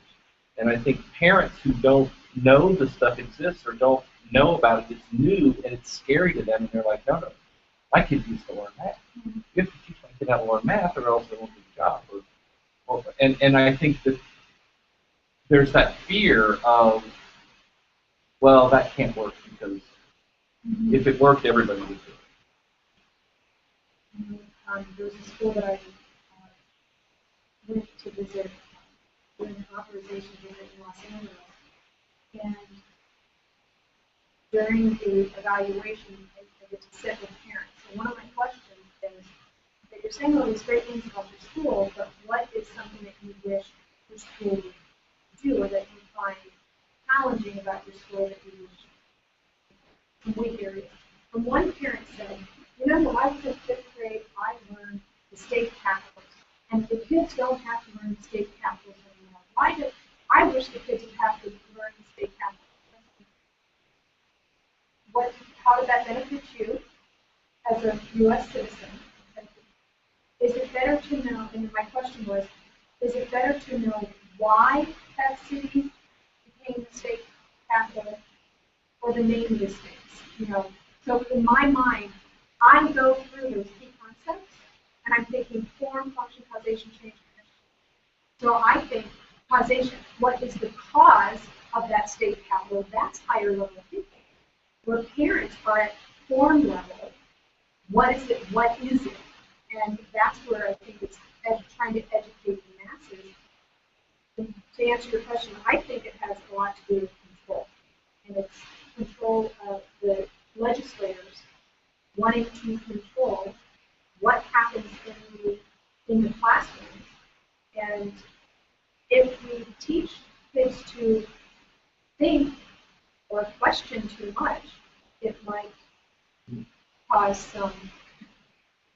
We are afraid of teaching children to question too much and do that. I think we're also many times afraid of children's creativity and imagination. I mean, we say, oh yes, imagination is great, creativity is great, but in reality, when you look at things, it really scares the bejesus out of people. When kids have a very fertile imagination, they think, wow, that kid's not grounded in reality. I say hear from parents and from teachers all the time when you talk about this stuff and they say, well, that's really great, but that's not the real world. Somehow reality is some bleak, non-imaginative place that they have to live in for the rest of their life. And they think that school should prepare them for that bleak, nasty place. And so you say, well, that's all they do is play and they're using their imagination, but that's not real life. They're going to have to learn the name of the state. And you go, well, why? When did you use that knowledge? Like, well, I know, it's nice to know, and granted, you hear all the stories about people that know geography and they don't know where the Philippines are, they think they're over by the British Isles, but the thing is that it's, like you said, it's not that you're not saying you're not going to learn the capitals of states, but it's whether you're going to do it from a top down or a bottom up. Are you going to learn the capitals of the states just so when somebody asks you, you can say it, or are you going to say, let's study each state. We're going to spend some time studying some states. Let's talk about Ohio. Its capital is Columbus. Let's talk about why Ohio is there. Let's talk about why it's shaped that way. And if you look at the stuff, watch the History Channel or Discovery Channel or whatever, there are lots of these, these guys who don't have college degrees or whatever, and say, and, they'll sit around and watch that stuff and go, well, heck, I didn't know that. That's really interesting about that. Did you know that? Did you know that? And then and you go, well, that's the kind of stuff we should be teaching in school. You should have to wait till you're 45 years old, sitting around drinking a beer in front of television, with your shoes off. And it's like, well, if I had told you that when you were 10 and we talked about that, you would remember what the capital of Kentucky is, or what the capital of Tennessee is. Simply because you would go, well, yeah, that's why it's the capital. State of Franklin, what the heck's the state of Franklin? Why are they doing that? So it's, and, that's the kind of stuff where bottom up. Well, he gave me this article by Alcatron, and it's progressive education, why it's hard to beat, but also hard to find. And I enjoyed the article. It talks about what it is and why we don't see it. But what I liked the most was at the end, it's like, he has what it calls a sidebar, and it says a dozen questions for progressive schools. And so I think these are really good questions, things to think about, extended mind thinking. And then the notes in here, just, the basic bibliography will give you some really great places to go to if you're thinking more. Now, here was the other part on Wycliffe's site in the About. Their foundational principles of progressive education. We believe schools are essential to the society, therefore, and it has these 10 beliefs or principles. But down here, how did we get there? The Root to Learn formal program. And they talk about groups of educators and these theorists behind it, Montessori, teachers about the It goes back to that mission statement that we're talking about. These schools tend to have well thought out mission statements that they really stick to. And then this was really cool. It's Inside Informal, information about informal education for parents. So it talks about their history, what we just read. There's their principles again. Multi-age classrooms, frequently asked questions. I just thought this was a really great one. I should have printed this out for you guys too. Send it to me. I'll put it on. Yeah, Did you send me I will. this? No, but I will. Okay, send me that. I'll put it on. I upgraded the OSX or whatever on my MacBook. Now it doesn't communicate with my printer. So, like, every time I go to print something, it puts you this message that says broken pipe, which I researched online means that they're no longer compatible. So sometimes it will spit out about half. I got to spit out 3 of each. So, yeah, I will download this and send it to you because this is an excellent, I think this is like the basics, what you're going to need to know, how you tell parents. Barrington is also moving toward progressive education in Upper Arlington, which is why I pulled that up. But I also wanted to show you this lovely lady, Carla, who is the principal. She was in Westerville as the elementary literacy curriculum specialist there, and she's no longer there. She was here, and I am now her in Westerville. Which leads me into, I started tomorrow, and I will probably get that about 7:20, because I thought Zanesville to here was an hour, like it is in Columbus, but there's lots of back roads, and I had to go through all these Chauncey and all these places I've never been, and I grew up in Zanesville, and it took me an hour and a half, so I have to go back through there, get my kids, get them home, get them in bed, and be there for my first day. Oh, I actually lived there.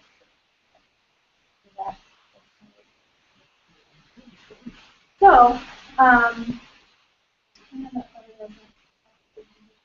No, that was great. I mean, you gave us I didn't know about this school. I think you gave a lot of good, so I have 3 of these information. for anyone who has not a good picture, and then the rest will be on there, and I'm going to send that the overview because that's really good. It'll be on.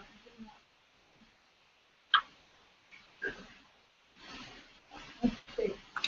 The rest of them I will put on Blackboard. Yeah, take a look at you guys teach in the area. You guys don't like Okay.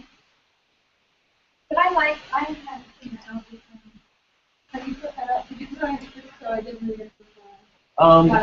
Which Alfie Cone thing was it? Because you've written a lot Why of it's stuff. hard to beat, but also hard All right, I will look for it. Why it's hard to beat. Can we, the person who knows who that, can you talk really quickly about that final paper and see if they do that? Sure. I mean, there are no real hard and fast requirements. I just want a written version of what you present. And, you know, I'm not going to be picky about it in APA style or citations or anything. I guess the way I see it is that the presentation was to share with everybody, share information with everybody. And the paper is kind of a written version so that I can have documentation of the work that you did. How you put it together, I mean, you know, it seems like what you read, you already have a good start on that. Yeah. I would say start with that and then, you know, add some of the information of talking about the school and the stuff that you did and talk about what you learned from Alton Town and that type of thing. Do you want to talk a little bit about how it relates to what we learned from here? Absolutely, that would be good, yeah. I mean, Because I you know, did see a lot of similarities, but like I said, I mean, it's definitely not Mission Town. But it's also not Pigeon Rose and desk, and, you know, so it's, I think it's the balance. and I think that they saw, I mean, you saw in the video that we saw when you were on the first time class, the guy says, well, it's hard to put a definition on democratic education because every democratic school is different, and they do it differently. There's most schools that you can't find a school that has completely escaped progressive education. And you also can't find a perfect progressive school. So there's like the definition is.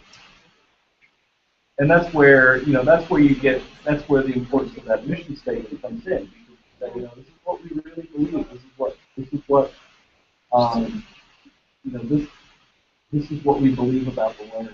This is what we believe about children. And I think a lot of times what you see in schools that would call themselves progressive schools or democratic schools, or whatever word they use, is that there tends to be more of an emphasis on what's best for the child rather than what's expedient for the teachers and the administration, which is the thing that drives me crazy. We call them traditional schools, but in general, what that means is basically that they just do what they're told, and they don't think about whether it's what's best in the child's best interest. Is it, what do we know about each child? I mean, you gave us the stuff about the learner, right?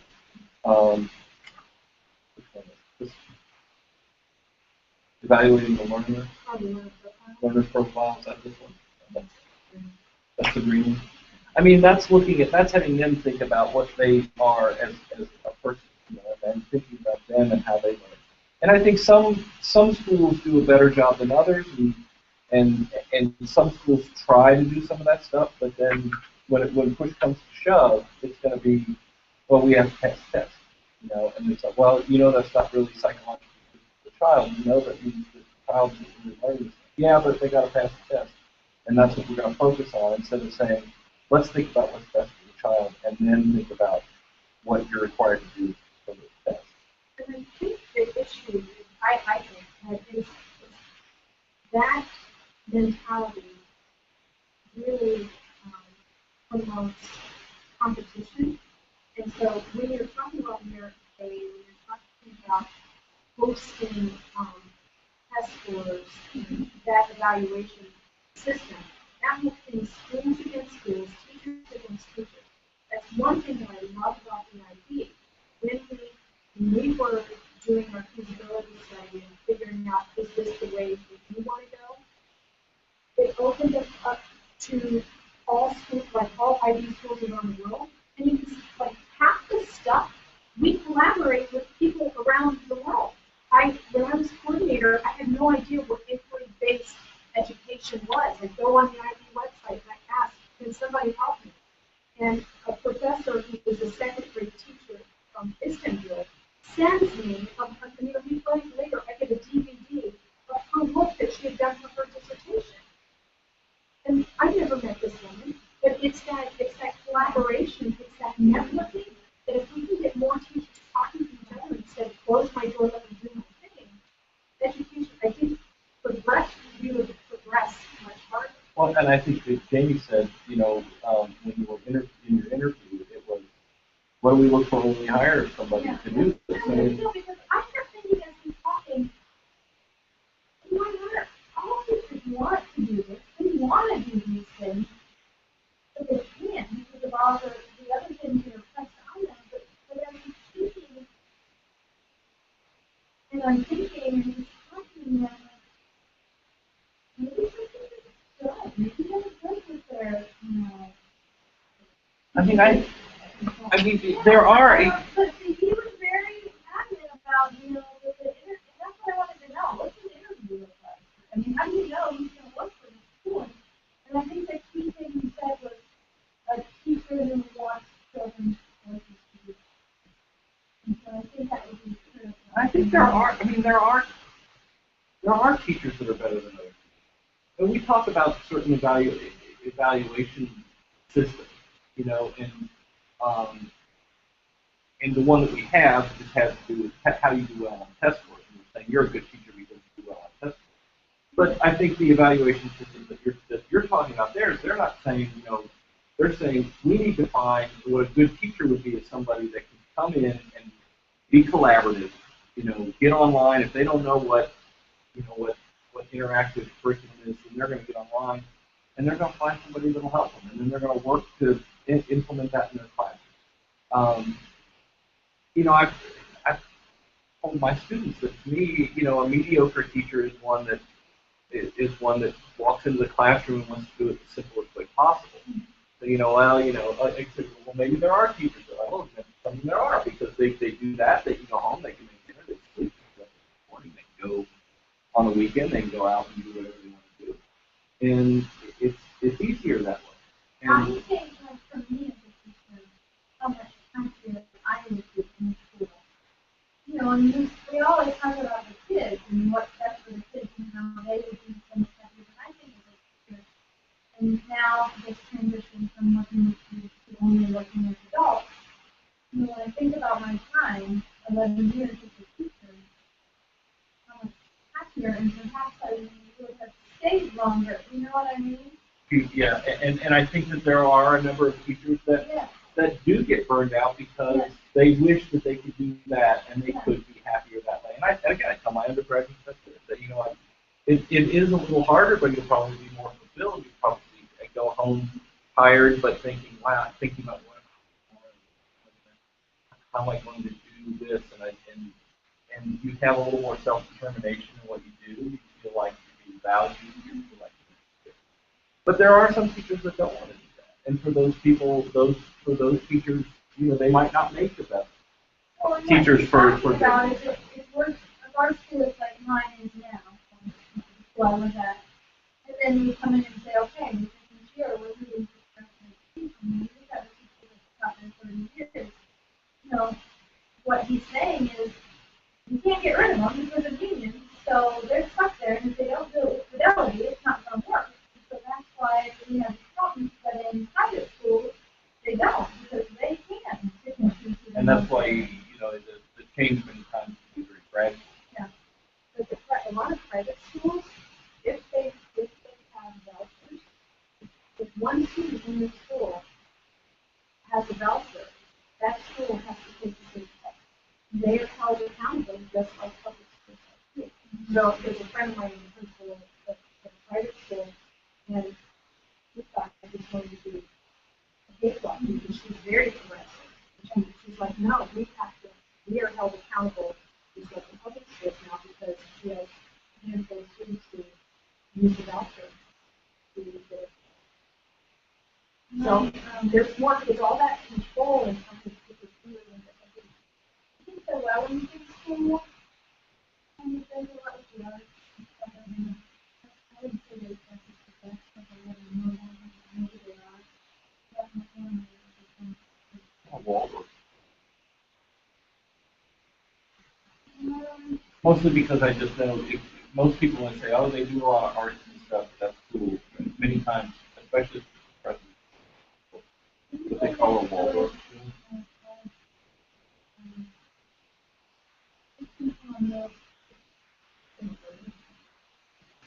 But Waldorf schools, they tend to teach things do the arts a lot. They do the storytelling very well. It's an interesting model. They want higher education. Yeah. Go ahead and get set up. Yeah. Everybody needs to take a bathroom break. The other thing I think too is that permission to fail and allowing students to realize, not allowing teachers to realize that it's okay to fail. But when you have a lesson in advance, we open up the students and say, you know what, really didn't work. And then ask the students for their insight.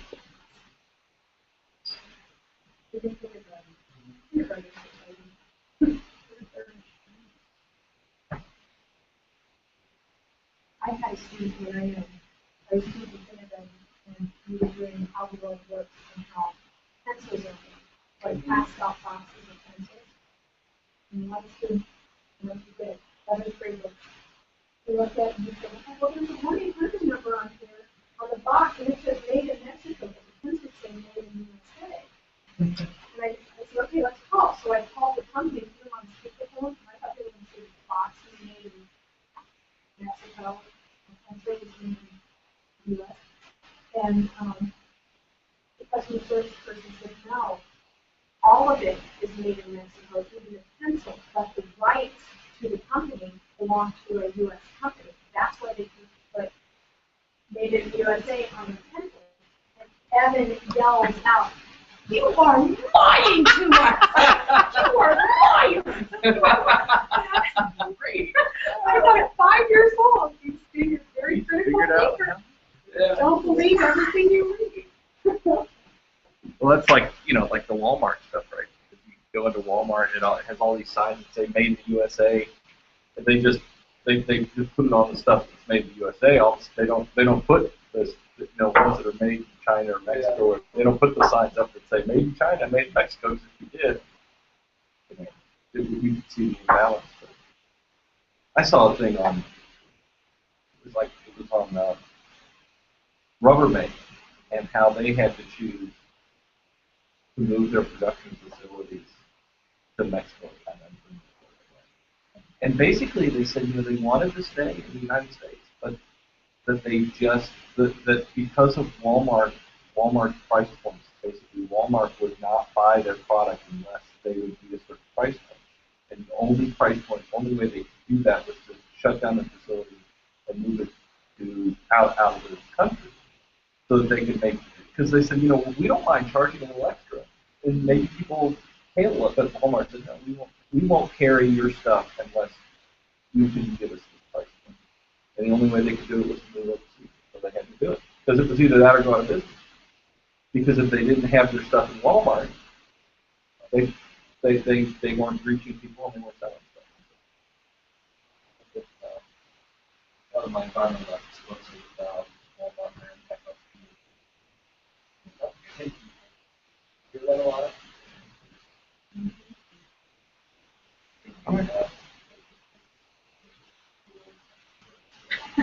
Kind of a gray area for me. I hate shopping. Love soft pretzels though, and that's my dilemma. You go there for a soft pretzel, you end up with a whole truck full of Well, probably, Well, you could go to Western Union. They have one of those pretzel places in the mall down there. Don't have to go. it's probably near that, the Harlem. Let's go. Field trip. You know, I'm done. Okay, all yours. Alrighty. I'm originally in the PJ class, and we were asked to choose a book that PJ was that we thought would be interesting for our field. And I am a math person, which I always say hesitantly because I'm a big math person. The reason I actually got into math is because I hated it, and I stunk at it. And so when I got to college, I'm like, darn it, I need to do math because I want to learn better ways to teach math. Well, in the process, I have to take all this math for this doctorate because my doctorate's in math education. And what I want to do is I want to teach elementary teachers how to teach. if you look at our like scope and sequence, everything we have to take, and you guys also have to take statistics if you haven't yet. Well, I thought this summer I was like, I'm going to see what I can get done. I got to get this statistics course taken because it's prereq for the research courses and all that kind of stuff. But I couldn't. I was having surgery at the beginning of summer. I couldn't do it. And then there was quant in there for MOU that overlapped, and so I'm going to see where I can pick up the statistics course. So I started looking online, and UC offers a statistics course online, which is fairly comparable. That's what I'm going to do. Well, unfortunately, I waited until halfway through the summer before I found this out. And so the course that I am taking currently is the second part. And I thought, I'm a math person. So I enrolled in this course, and I am getting a really, really good lesson on what our students go through trying to learn math. So I'm trying to teach myself 2 semesters worth of math in 5 weeks. And I have to say, I'm trying to teach myself, which makes the difference too. When you get in these courses where the professor is disengaged, or it is your job basically to complete an assignment with no interaction, you're teaching yourself. And so I can't imagine as a young child feeling that way, how they would do it. I am a stubborn old woman, so I am going to do this.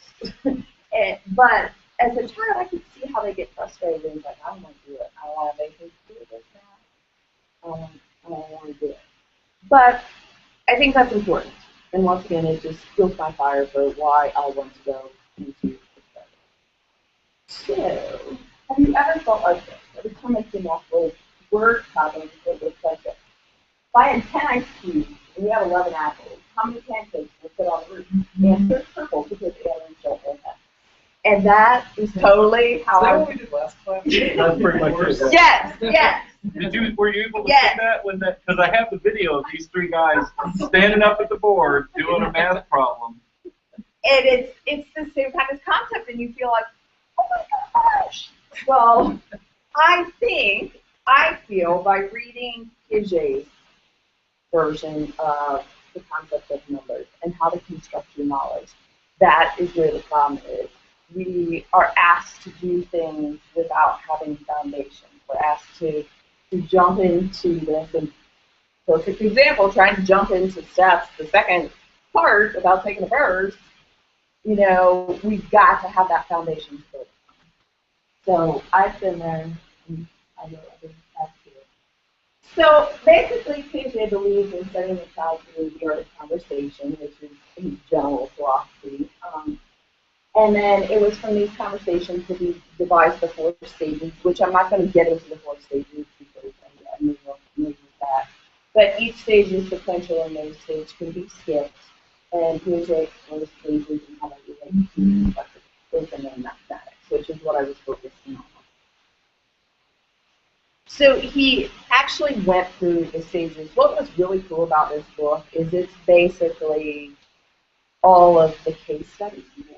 So it was kind of like he went through conservation, and he would give you examples of this is what stage 1 looks like, this is what the child said, so the absence of conservation of this is there. Correspondence, talked about the one-on-one correspondence, and whether they had a stage 1 equivalent in stage 10 variables rather than components of their own, meaning, like, if I had my pennies set up. So, there are my pennies. And my one-on-one correspondence would be that,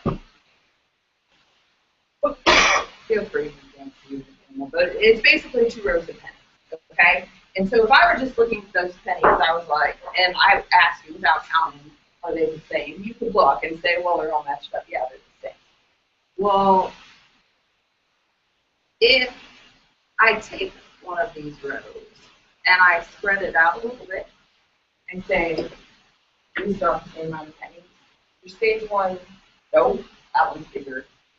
Line got bigger. It's bigger. It's, yes. What do you mean? And so, and I'll show you this as well, because I like to do this for my children. I made them case studies about the stage there. So I'll show you those videos in a minute. But that would be a stage 1. And then composition is not capable of additive composition, and they talk about, even before you get to numbers, they have to kind of understand what they're doing. And then towards the end is when you start applying that number wise. And actually, let me. Yes, feel free. That's why no, we're that's all my okay. things to play. Let me show you something, because it's interesting, because you brought up the one-to-one correspondence. Uh-huh. And I've seen this done a number of times, and what's interesting to do, and you can try this with something, Okay. is that you started with stage 1, but you actually had like stage 0, right? Which is like, they can't do it. They don't have any idea. Well, what he said was, he would say, can you put out as many pennies as I have? That's how it would start. And so what happened is, when they could do correspondence, right, one-to-one correspondence, they can do those. They put one out for each one of them, right? And so you would say, oh, they have one-to-one correspondence. Now, what happened is, if they couldn't do that, what they would do is they would do something. You just try to make it an equal length. Well, actually, that was stage 0, is where they didn't even do that. Well, They just put them all out there, right? But you're right. And then there became a stage where they would try to make sure that it stayed within the boundaries. Right. Right? And they would do this, but they would also feel like they had to use all the pennies. So they would do things like this. Make them bend down, and they would say, there you go. What do you say? Right? And so he would say, they don't have one-to-one correspondence, they don't have conservation, they're just kind of playing around. And that was like stage 0, before he even said that they really even understood any of that. Right. And but it's interesting, but it's really interesting when you talk about like one-to-one correspondence or conservation, to understand that, there was a time when he says, oh yeah, they don't even understand the question. But they kind of do when they kind of put that out. And they're getting there with this. And that's what was really cool about the book, is they would give you lots of examples of that. I'm such an example kind of person. Reading the words doesn't mean much to me, but when you put it in context, that's when it really matters. And then further up, you get into stage 2. They talk about stage 2 with the conservation is not always a necessary kind of thing. It's just the in-between stage where they're starting to get it. Then the correspondence, they get the one-to-one without the Latin equivalent. So if you change something about it, it's like, oh, I get my one-to-one, but then I change them without it, and I'm lost again. And then the composition, like intuitive, formulate answers rather than immediate composition. So, like one of his examples there, they did one with like sweets, and it's okay. You have the choice. I'm going to give you 3 sweets on Monday and 4 sweets on Tuesday. Or I can give you 6 sweets on Monday and 1 on Tuesday. Which would you rather? And then it's like, oh, your early stage is just 6 and 1. I want 6. I want as many as I can get right away. But then your later stages are going to start going, hey, those are the same. It's just different math problems, and then you can start formulating numbers. This is different than Piaget, but have you seen the marshmallow test? Funny bunny. No. This is actually cool, but I've seen it done with kids, and it's hysterical to watch these kids. You go in, you tell the child, you give them a plate, and you put marshmallow on, and you say, oh, you know what? I'll tell you what.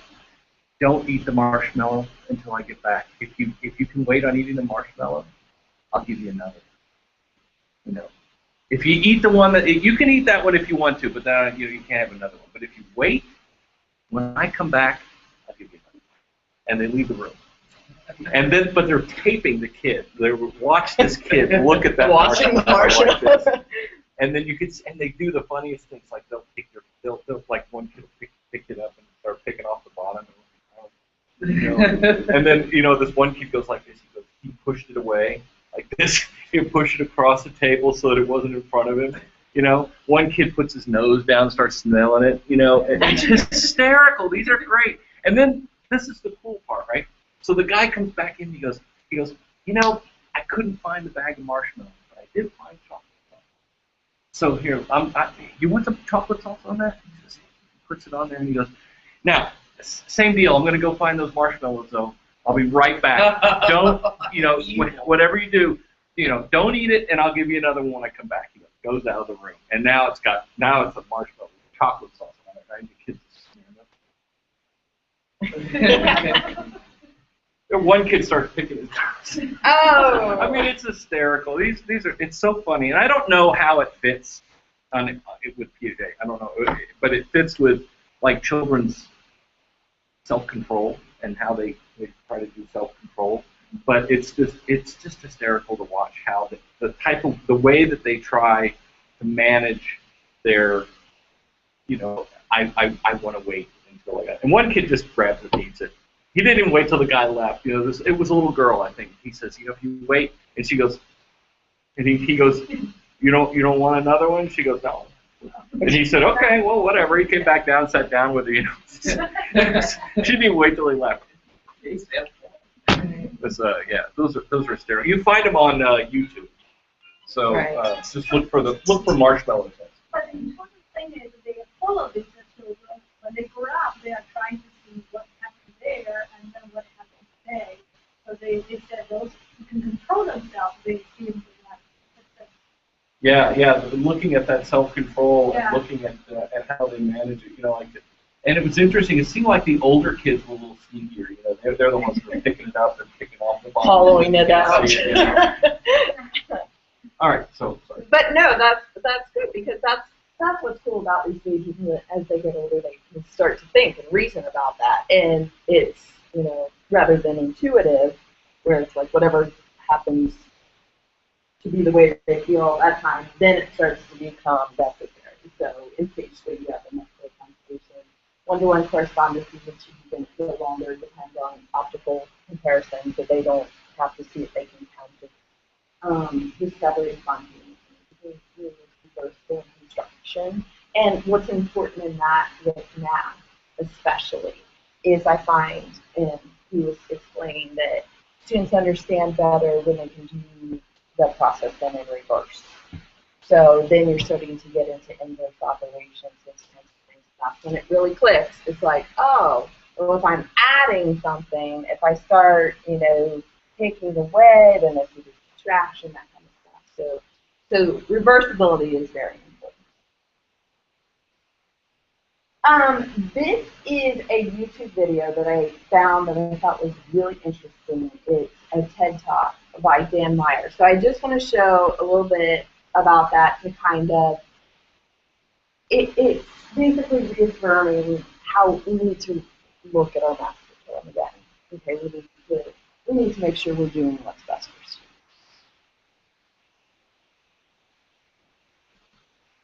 I ask you to please recall a time when you really loved something, a movie, an album, a song, or a book, and you recommended it wholeheartedly to someone you also really liked.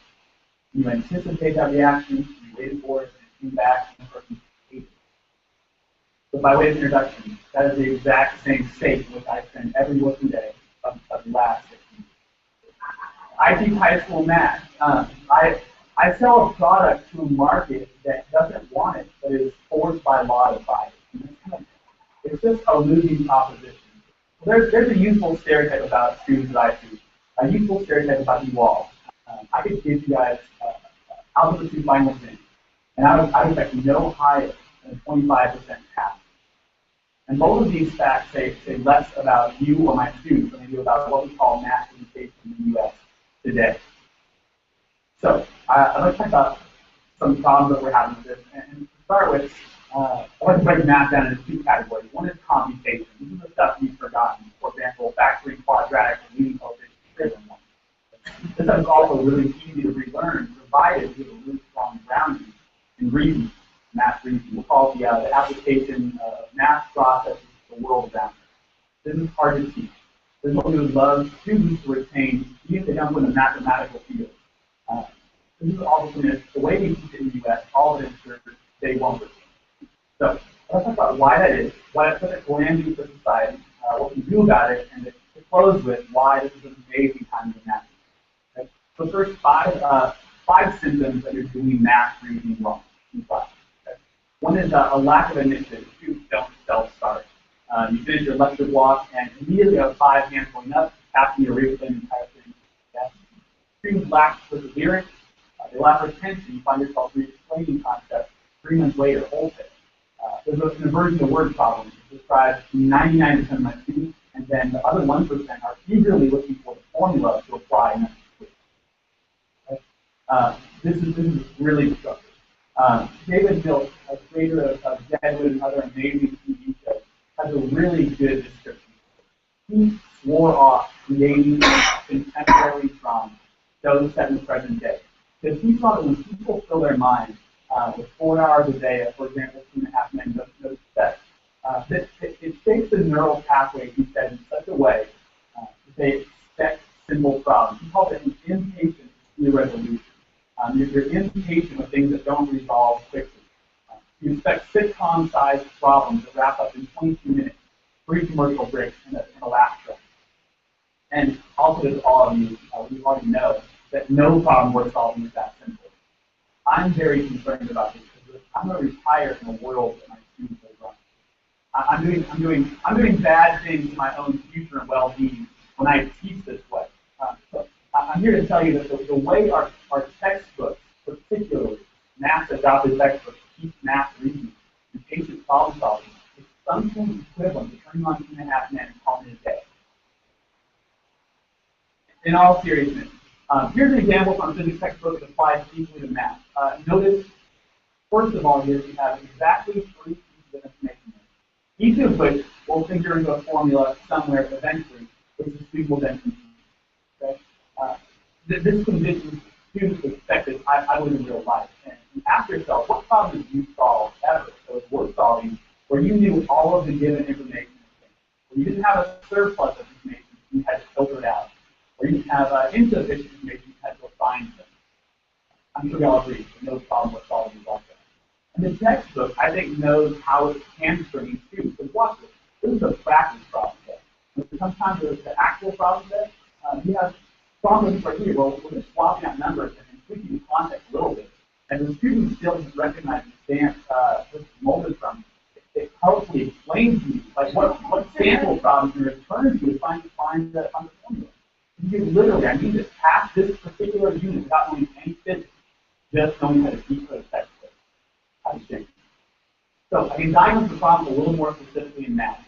Here's a really cool problem. I like this. It's about defining steepness and slope using a scalar. What we have here is actually 4 separate layers. I'm curious which of you can see the 4 separate layers, and particularly how when they're compressed together and presented to you all at once, how that creates this impatient problem solving. I'll define it here. You have the visual. Okay? You also have the mathematical structure, talking about grids, measurements, labels, points, axes, that sort of thing. You have subsets, which all lead to what we really want to talk about, which sections is the. So I hope you can see, I really hope you can see how what we're doing here is taking a compelling question, compelling answer, but we're paving a smooth, straight path from one to the other and congratulating our students for how well we step over the small tracks in the way. That's all we're doing. So I want to put you, if we can separate these in a different way and build it up with students, we can have everything we're looking for in terms of basic problem solving. Right here, I start with the visual, and I immediately ask the question, which section is the steepest? And this starts conversation because the visual is created in such a way that you get then to answer.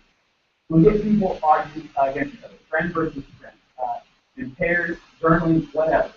And then eventually you realize it's even annoying to talk about the sphere in the lower left-hand side of the screen, or the sphere just above the midline. And we realize how great it would be if we just had some A, B, C, and D labels, talk about them more easily. And then as we start to define, like, what does steepness mean, we realize it'd be nice to have some measurements to really narrow it down specifically what that means. And then, and only then, we throw down that mathematical structure. We look at the structure, because the math serves the conversation doesn't serve the math. And at that point, also see that 9 out of 10 classes are good to go on the whole flow of steepness. But if you need to, your students can then develop those subsets together. You guys see how this right here compared to that, which one creates that patient problem solving, that math reasoning? It's been obvious in my practice to me. And I'll yield the floor here for a second to Einstein, who I believe is hated Zeus. He talks about the formulation of problems being so incredibly important. And yet, in my practice, in the US here, we just give problems to students without involving them in the formulation of the problem. So, 90% of what I do, my 5 hours of prep time per week, is to take fairly compelling elements of problems like this from my textbook and rebuild them in a way that supports math reasoning and patient problem solving. And here's how it works. I like this question. It's about a water tank. The question is, how long will it take you to fill it up? Okay? First thing first, we eliminate all the steps. Students have to develop it. They have to formulate it. And then notice that all the information written on there is stuff they'll need. None of it says distracted. We lose that. Students need to decide, all right, well, does the height matter? Does the size matter? Does the color of the valve matter? What matters to you? Underrepresented question in that person. So now we have a water tank. How long will it take you to fill that? That's it. And because this is the 21st century, and we would love to talk about the real world on its own terms, not in terms of line art or clip art we so often see in textbooks. We go out and take pictures. Now we have the real view. How long will it take us to fill it up? And then even better, if we take a video of someone filling it up, and it's filling up slowly, agonizingly slowly. It's tedious. Students are looking at their watches, looking at their eyes, and they're all wondering at some point or another, man, how long is it going to fill up?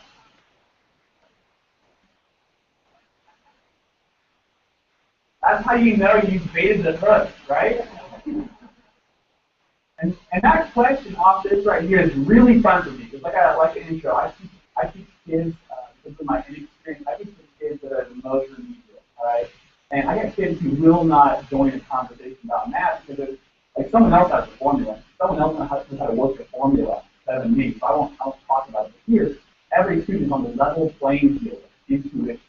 Like everyone's filled something up with water before. Okay, kids answering the question, how long will it take? Yeah, kids who are mathematically and conversationally intimidated, joining the conversation. We put names on the board, attaching the guesses. The kids have bought in here. And then we can follow the process of described.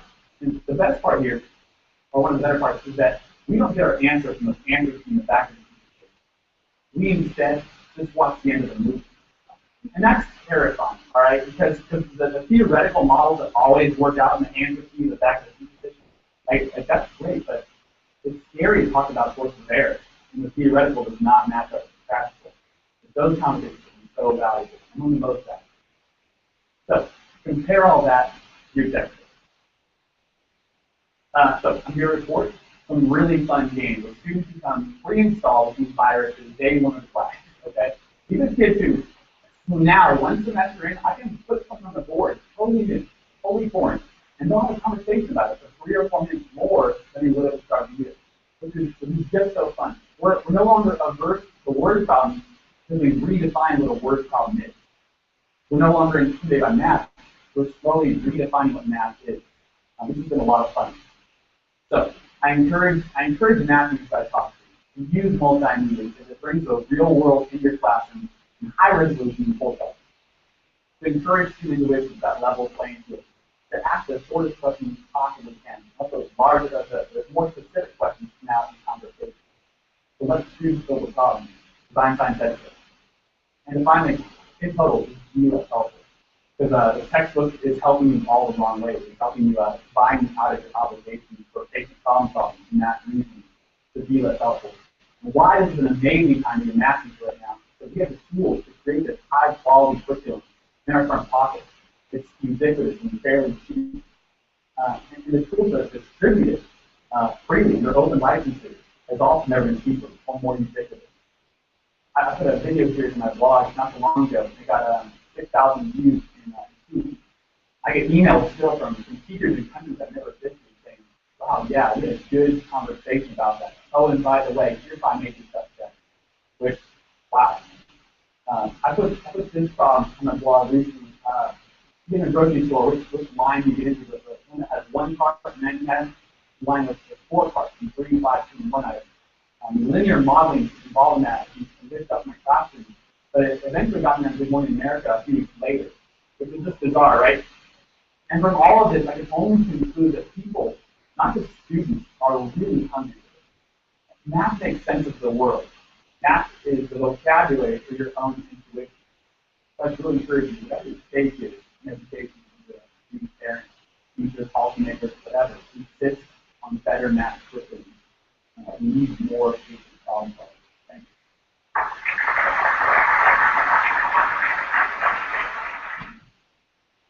So basically with that video, I saw that and I'm like, I think Piaget would have liked this guy. Do you agree?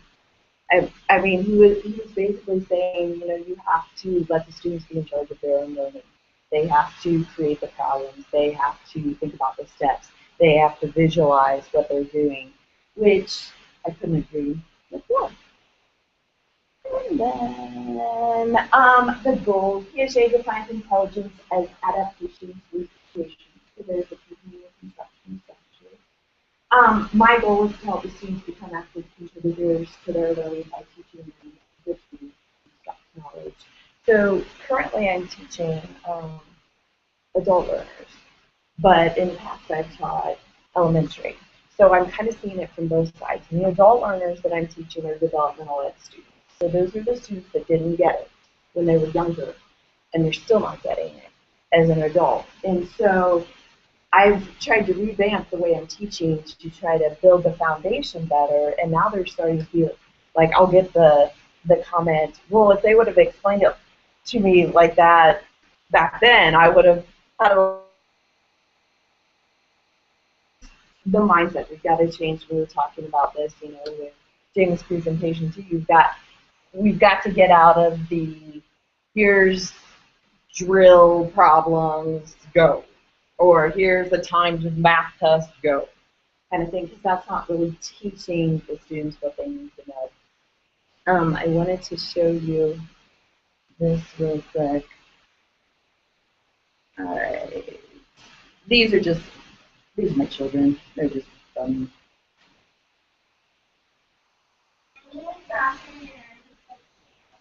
Hi, Jocelyn. You have 2 cows on your paper there. And then you have pieces of grass that are equal. Can you arrange those pieces of grass so that both cows have the same amount of grass to eat?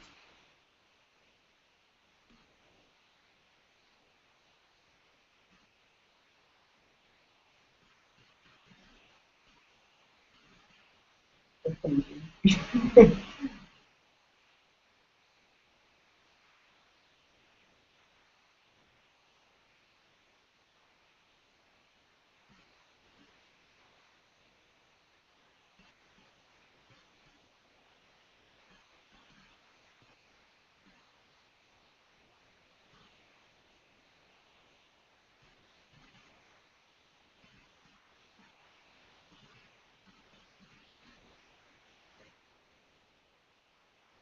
Excellent job. Now, if I took this cow's grass right here,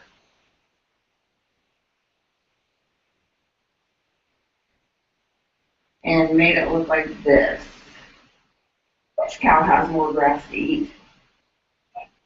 Why? This one ate the middle, and this one didn't eat any. Okay, what if this one didn't actually eat the middle, and this is the same grass, and I spread it out? Which one has more grass? Why?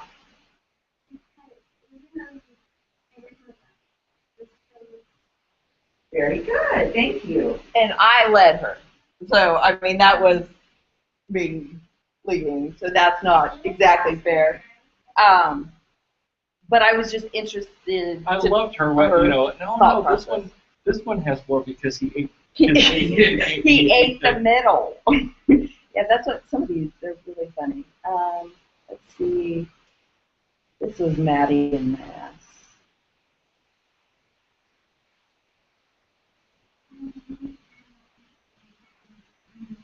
Molly, did you take those 2 balls of clay and make them equal? You would say they're equal? Pretty much, yeah. Okay.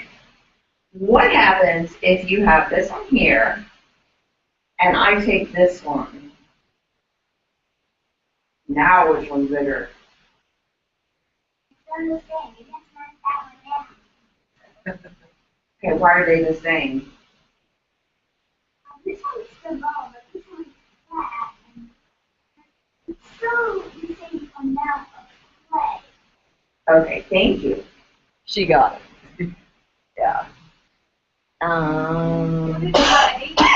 7.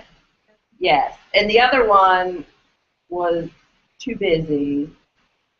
She didn't get to do it. She said, "I'll do it later, Mom." And we never got to it. But and the other one was this one. Right.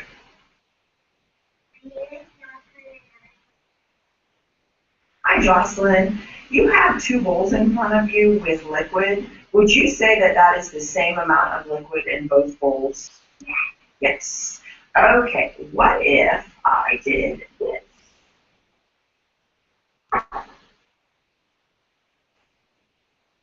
And ignore that that's a Samuel Adams. I saw it. I'm like, Now, which bowl has more liquid? Why?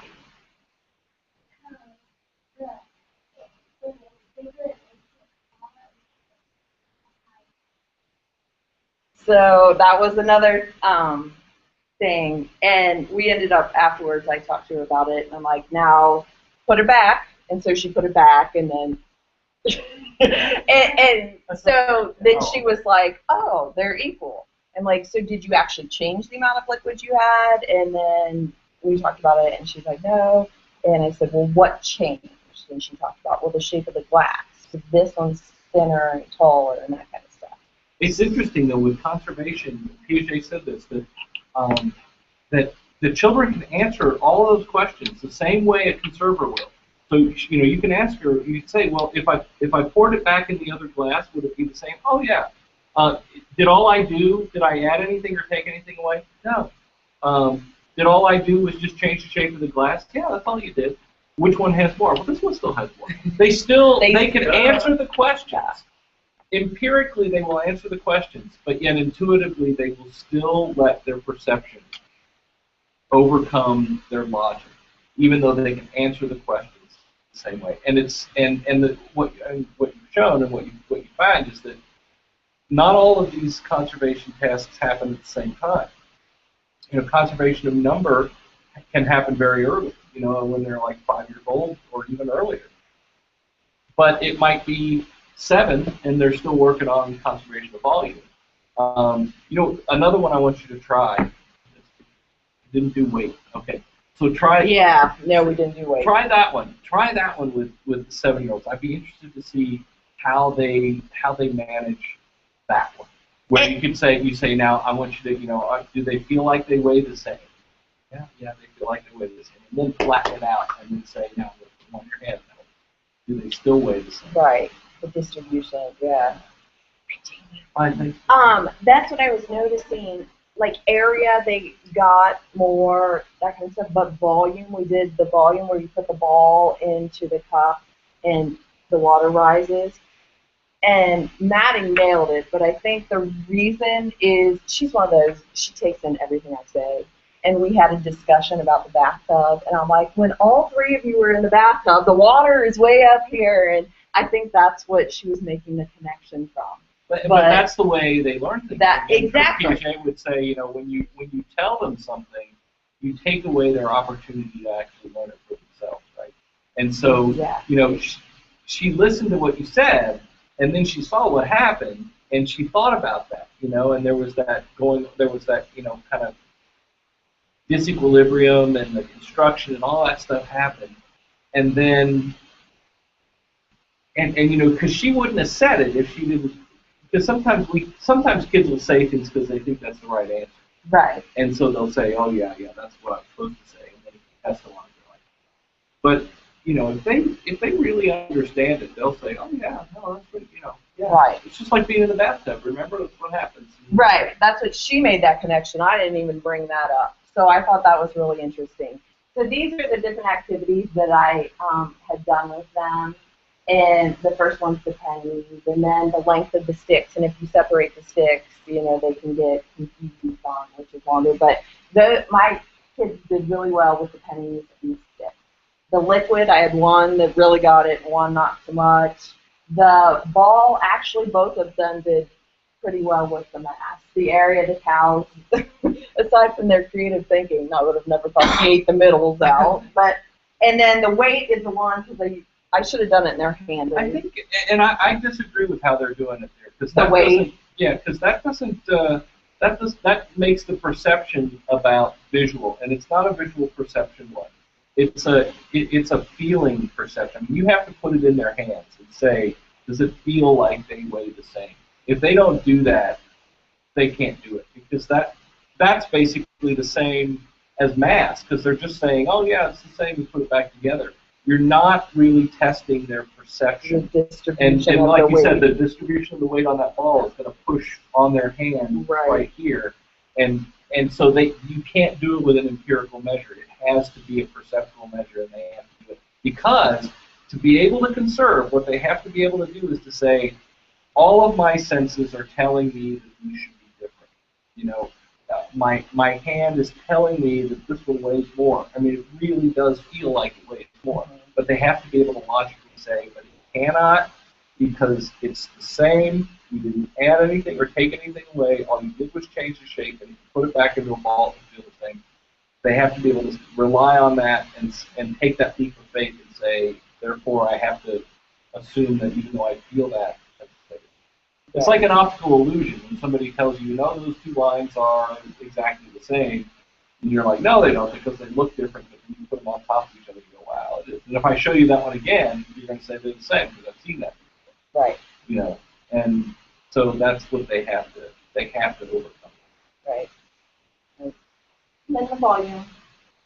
But those were the activities I was using. I just made the stuff with the cow. I just made my own picture of cow and those kinds of things. But basically, what I got out of the book and out of everything in general is we've got to be better at how we present our information. We're not teaching at them. Piaget was saying we need to talk to them, we need to let them discover, we need to let them try things. I had this box with these things, and automatically my doors were like, you know, just because they were things. Yeah. Yeah. Now, if I would have said, here, let's do this math worksheet, no way. But in Evelyn, the one that did not participate was actually going out split. So that I can understand. But the other two had the option to go out and play, but just because there were things here, you know, they were interested to find out what can I do to manipulate. Whereas if I would have just, you know, given them a sheet and said, let's sit down and practice on math, all three of them would have been out there. But it's just, they're an interesting case study anyways, doing triplets and that kind of stuff. But that was just my perception. Really good book. Teach math. And I would say even, you know, the lady that taught me all these classes, she worked with Piaget, and she wrote a book, a series of math books. It's called Children Reinvent Arithmetic. She did them for first, second, third, fourth grade. And she would make the case that we should be using words like invent, that discover. I mean, there are some things that children learn, and we talk about discovery, like especially with science learning. That there are things that we can discover, but that when you're talking about math, especially, that it's more appropriate to use the word invent, because when you say discover is like you can say Columbus discovered the New World.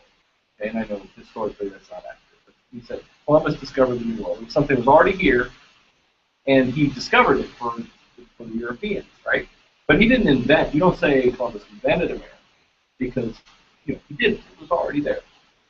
But we do say that Thomas Edison invented the light bulb. Sometimes we might say he discovered the light bulb, but that's not really accurate, because it didn't exist before he came along. he invented the light bulb. He made something new that wasn't there before. And so the idea that Piaget says is that what we're really doing, what children are really doing when they learn math that way or they construct something, is they are inventing that knowledge. It wasn't there before. It was in your head, and it was in your head, it was my head, but it wasn't in their head. And what they had to do was take all that stuff and put it together and invent it in their, reinvent it in their minds, and then all of a sudden it's there. And that's what we're helping them to do. Instead of giving them a light bulb, we're giving them the pieces and the knowledge to put that light bulb together, or to reinvent that light. And so when he was talking about all the math, I mean, that's basically the same thing as he did with the horse problem, right? You know, put it up there, and he said it's a simple problem. It didn't have, you know, it didn't give you the stuff where you go directly into plugging everything in, and you know, there wasn't the you know, just know the formula or whatever. It was, okay, you know, we're going to discuss it with each other. We're going to argue about it. We're going to put, no, that doesn't work. This must be right. And so, and that's what he was asking there. You know, the simpler questions where you have people can create their own question, invent their own question. You say, you know, how long is it going to take to fill this up? Well, you know, I don't know enough to tell you the answer to that. Well, what else do you need to know? Well, I need to know what the flow rate is. Okay, how do we figure that out? I need to know how big. I need to know how big it is. All right, how do we figure that out? You know, does it matter what color the water is? No. Well, why not? Doesn't mean that, you know, you get questions. Is that really water? Does that make a difference? Well, yeah, because if it's something else, it might be more dense.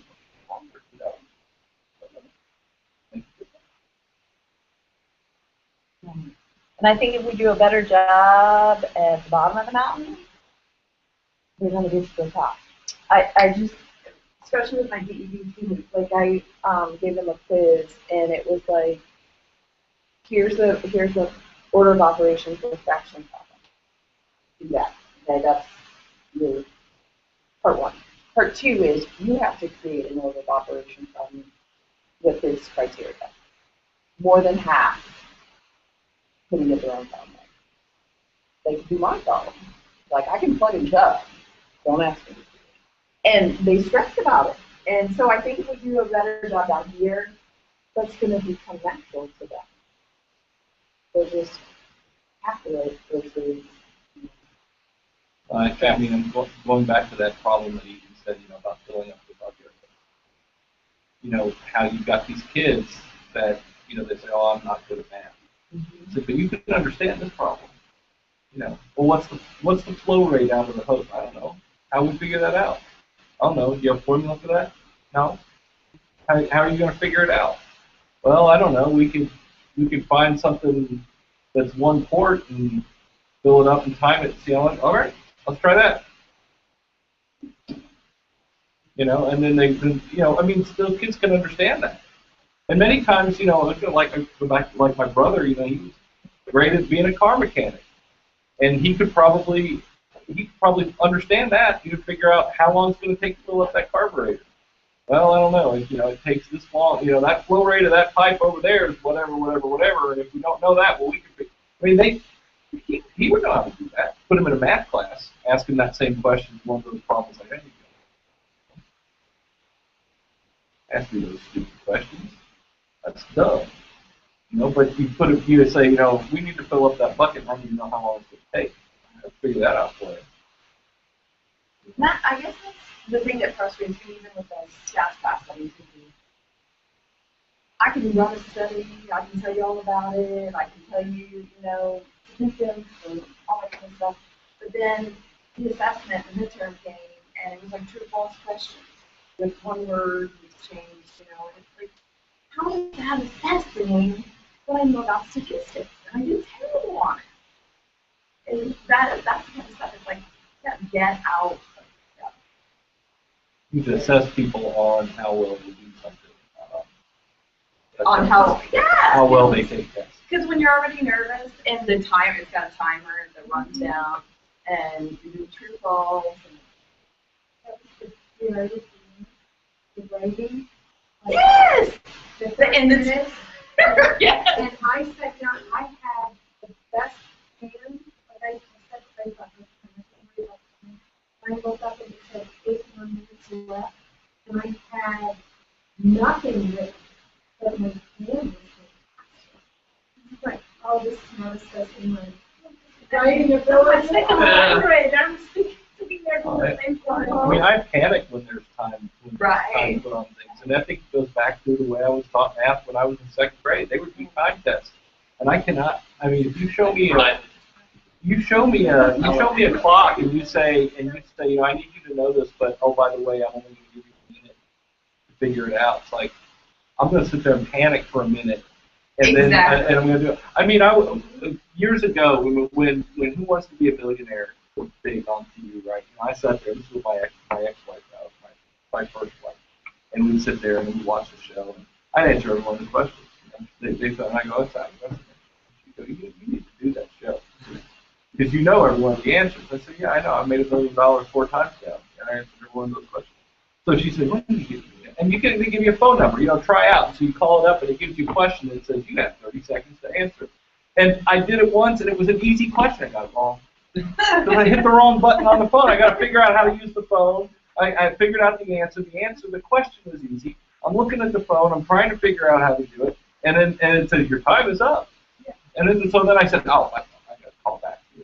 Call back, do it again, wait in line, get the answer, get the thing, and it asks the question, and then it said, it said, you know, A, blah, blah, blah, blah, B, C, D, and I said, I know the answer to that. Pull up the phone, press the button, press the wrong thing, that dang key. It said, I'm sorry, that's incorrect. I was like, screw this, I'm not doing it again.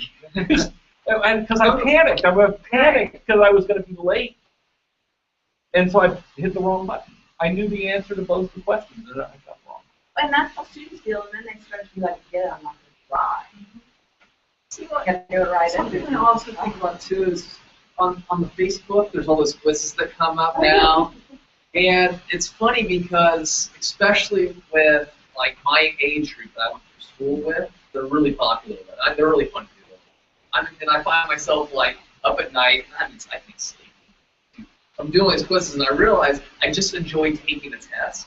So I think part of it too is we've been trained through school where it's like I figured out tests early. I figured out you give me multiple choice tests. I don't even have to know what it's about. I can probably get it from the name. Because it's a game on how to well take tests too. And so I always think You can game those things. What kind of vegetable are you? I want to be celery, so I'm going to answer the questions that make me celery.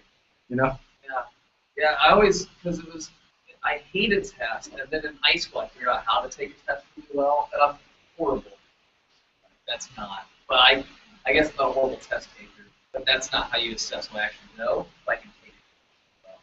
And so like the time frame, I enjoy it. So I bring on the... See, I take tests pretty well, but again, I can't think about the time. I have to have time to think about it, especially, you know. Well, it's a something like if I have a presentation where it's like 15 minutes. I very fast. No problem. Yeah. Well, you can do your presentation, and then next week we can talk about it at the party. So. Okay. For mine, I think Even more so. I think everybody talked about it related to the book I read, and then you said about the causal relation should be the highest level, actually, and here they already talked about. Do you have anything on the computer? Yeah. Let me push it. Put it back.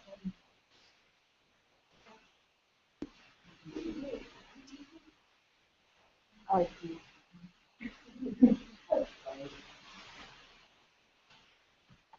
But I did the horse problem with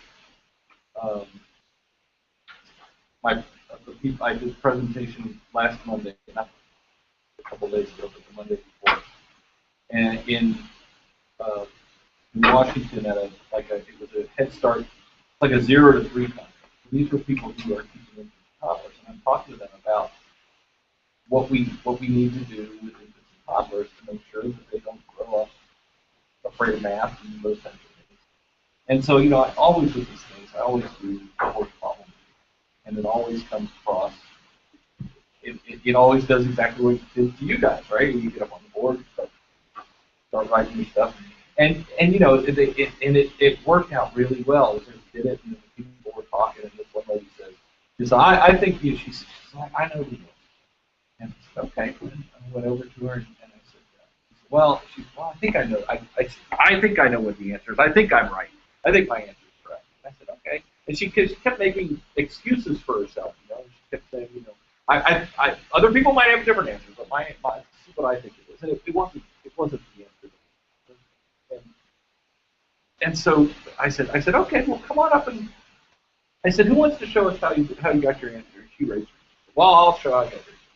And she comes up, and I was talking the whole time. I said, you know, this is another example of how we always feel like we have to apologize before we do things because we're always, you know. And I said, it's okay to make mistakes. It's okay to be wrong. It's okay to share your thing and to change your mind. I mean, you don't, you know, that's something we learned in math. That it's bad to be wrong, and this, you know, you don't have to worry about it here. Nobody's going to judge anybody. She comes up and she goes, she grabs the pen from my hand and she goes, well, I'm wrong. And she turned around and went back and sat down. She had figured out her mistake just by picking up the pen and getting ready to tell everybody how she did it. I said, well, tell us how you did it. She picked it up and she said, well, I'm wrong. And she turned around and she sat down. Just by grabbing the pen and preparing to explain to the rest of the class, she realized what mistakes she made. That was great. Because it was just a great example of how, you know, I didn't tell her she was wrong. I didn't tell her anything. I just gave her the pen. And she grabbed the pen, and within 2 seconds, she sit back down. So it was amazing. It was really cool. Mine is about both the language and the sort of the child. And then I put the published time in 1926. The reason is that nowadays people use all kinds of neuroscience, like they use a PET scan, and then they say, oh, this part of the brain is red color, that means working. But my question is, when I read this book, I think it's still a lot of things we can learn from it, and we still use it, but we don't even know we use it from here. And then actually the question here, I tried asking, why does the child talk? And then what are the functions of language for children? So why does the child think and express themselves in a different way, in a certain way? And then the interesting thing is some people began to compare Piaget and Chomsky, and then they figure out, they say this is a Piaget with a short determined language, and then Chomsky seems like they are interactive and from soul to language and language to soul. And Chomsky emphasized the biological part. He said the organ used to talk actually is like the other organs, like you breathe. So they are going to be naturally used and developed. So that's but Piaget focus more about the soul and then how the soul come out and then transform to language.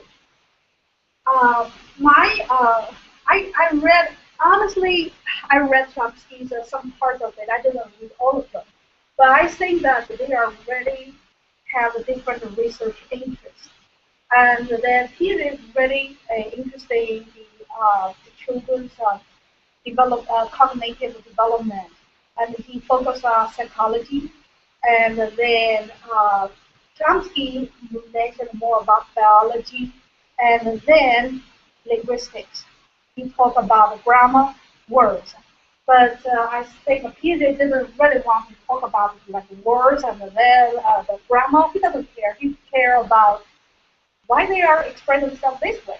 And then I think he is great that he's trying to see from visible and then to figure out invisible. Because what is happening here? You look at the CAT scan or the fMRI. Do you really think that it can explain the brain is working? So here, but language is different. You're speaking, you can write it, and from there you look at what happens here. So that's I think that's some people try to simplify this. It's not really useful. But and then I mean that's not really like for me. I do not really convince. I'm not convinced. And then another thing he emphasized in the book is studies in child logic. That's why he studied language and the thought and the logic. So that's why he mentioned the math. I think it's really good. I continue the topic from math. Actually, so language actually is also study about logic. And one is the functions of language, and the second topic is about conversation. And when we talk about language, we always, what do you think the function of language?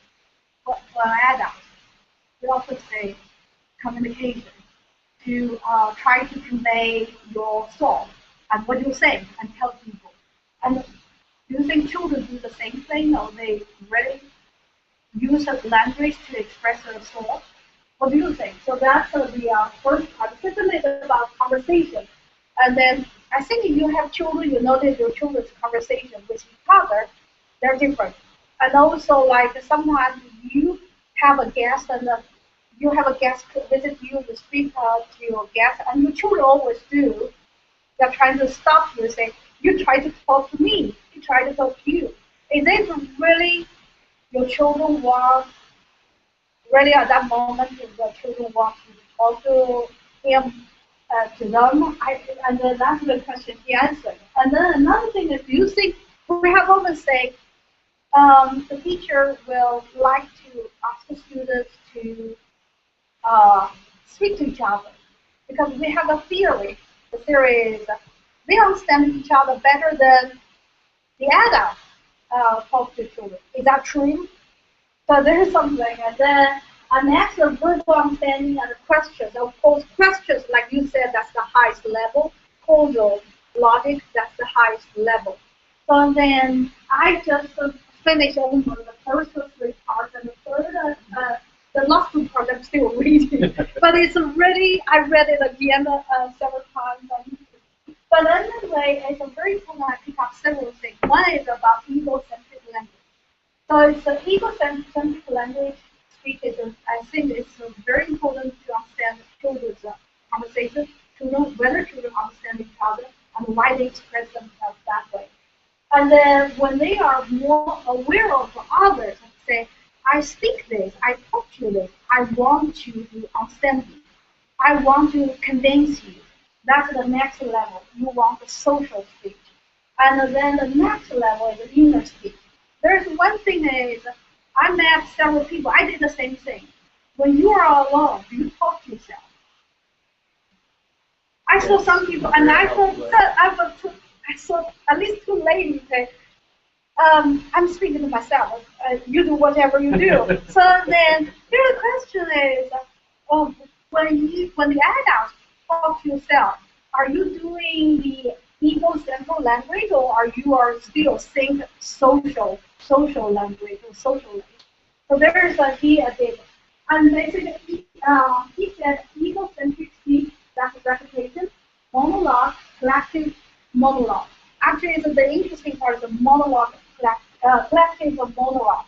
You put the children together and observe what they are talk to each other and what their reaction. So that's today's subject, his observation or his research about.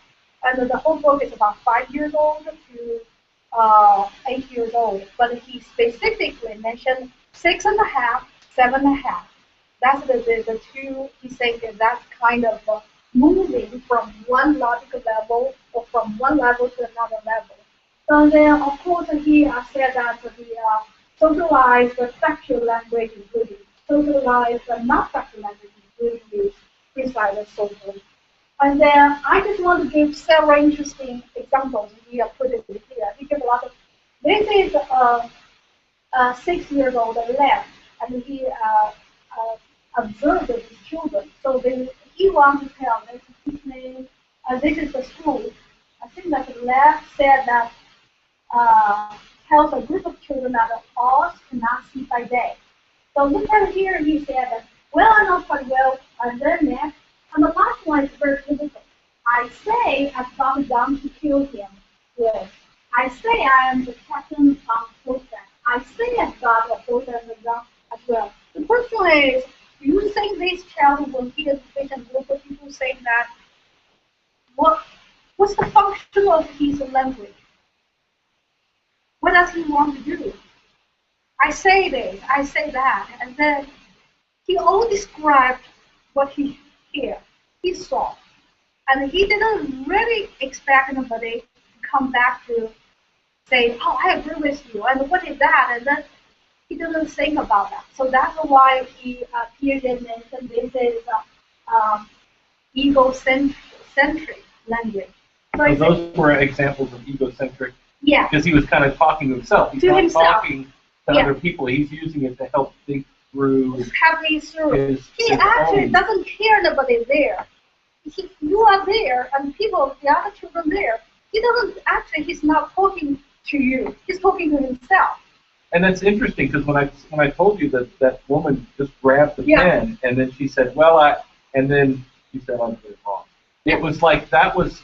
She had egocentric speech, but as you said, it was that inner speech, right? Right. She's older, so it's gotten to inner speech. Right. But it took a little bit of a spark to get that inner speech going. Yeah. She had the inner speech. She'd been thinking about it herself, but when she actually started to functionalize that inner speech to get it out to other people, it changed somehow. It changed her thinking because she went, okay, now I'm going to explain it. And she grabbed the pen, and then she went into kind of social speech mode. Right. And then she said, "Oh no, that doesn't make any sense." She said, "No, that's wrong." She gave the pen back and sat down. And so that's why it's so interesting, right? When you say, "Yeah, we talk to ourselves," because I do. I talk to myself occasionally, but it's usually when I'm trying to work through something and for some reason I'm confused about something, or I'm reading something, and I'll actually read it out loud, or I'll say, do this. It helps me to think, actually do that egocentric speech. Yeah, but the interesting thing is that there are several points I just selected from the book. First is the adult thinks socially, even when you are alone. But the child under 7 years old, but this one I think that I'm not sure it's really 7, but he mentioned 7 from his research. But there are some variables, different. And then think egocentrically, even in the society of others.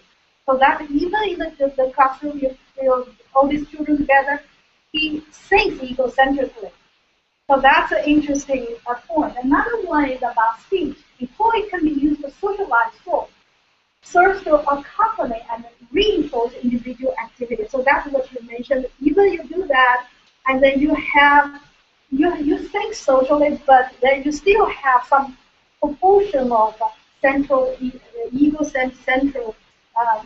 centric language and centricism.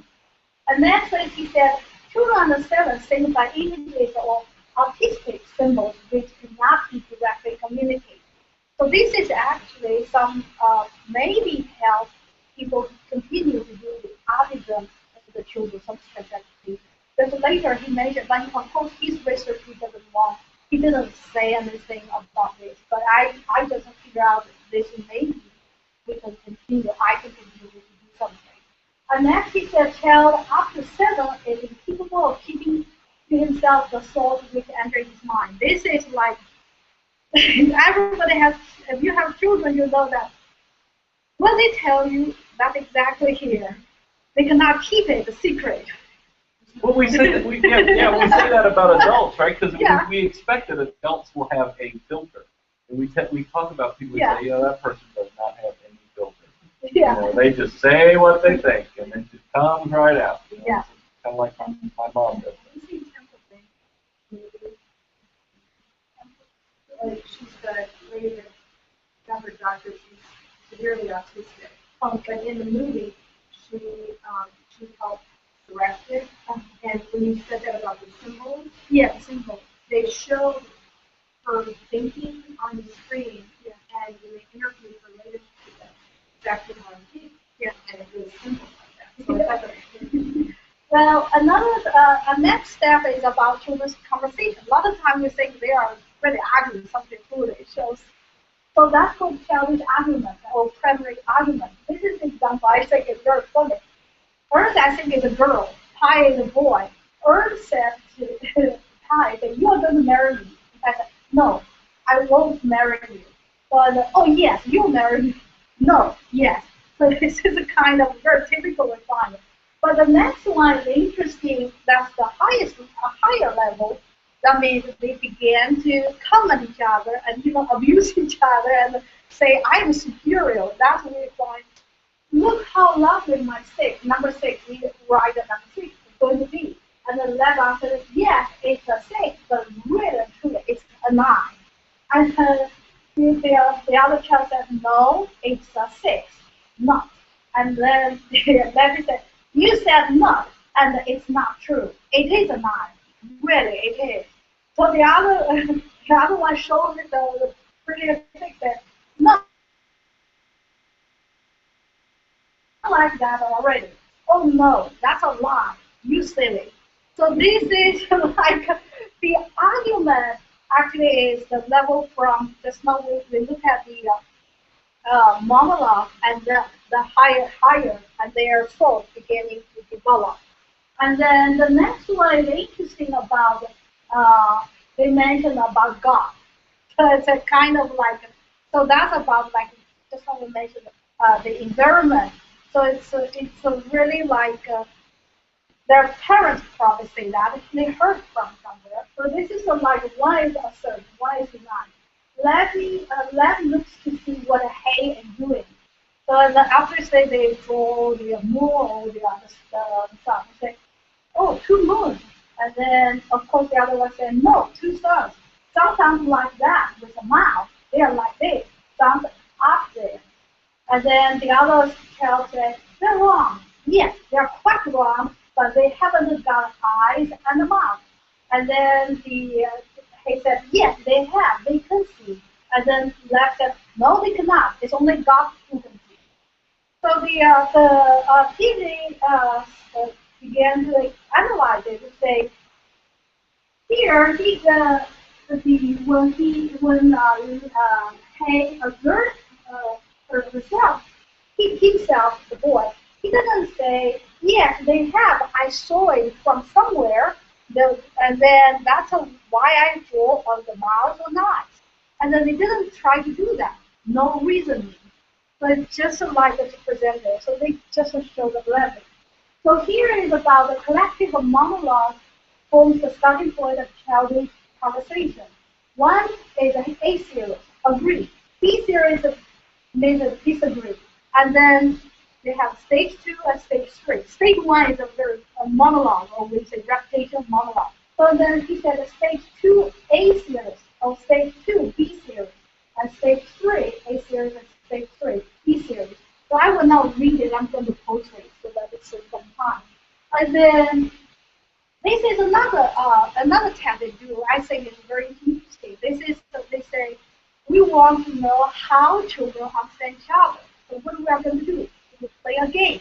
The game is the adults will tell one child a story, and then this child got to know the story, and he's going to be explain it to another child, and then the other child is outside, and after the other child came in, so this child explained all the story to the other one.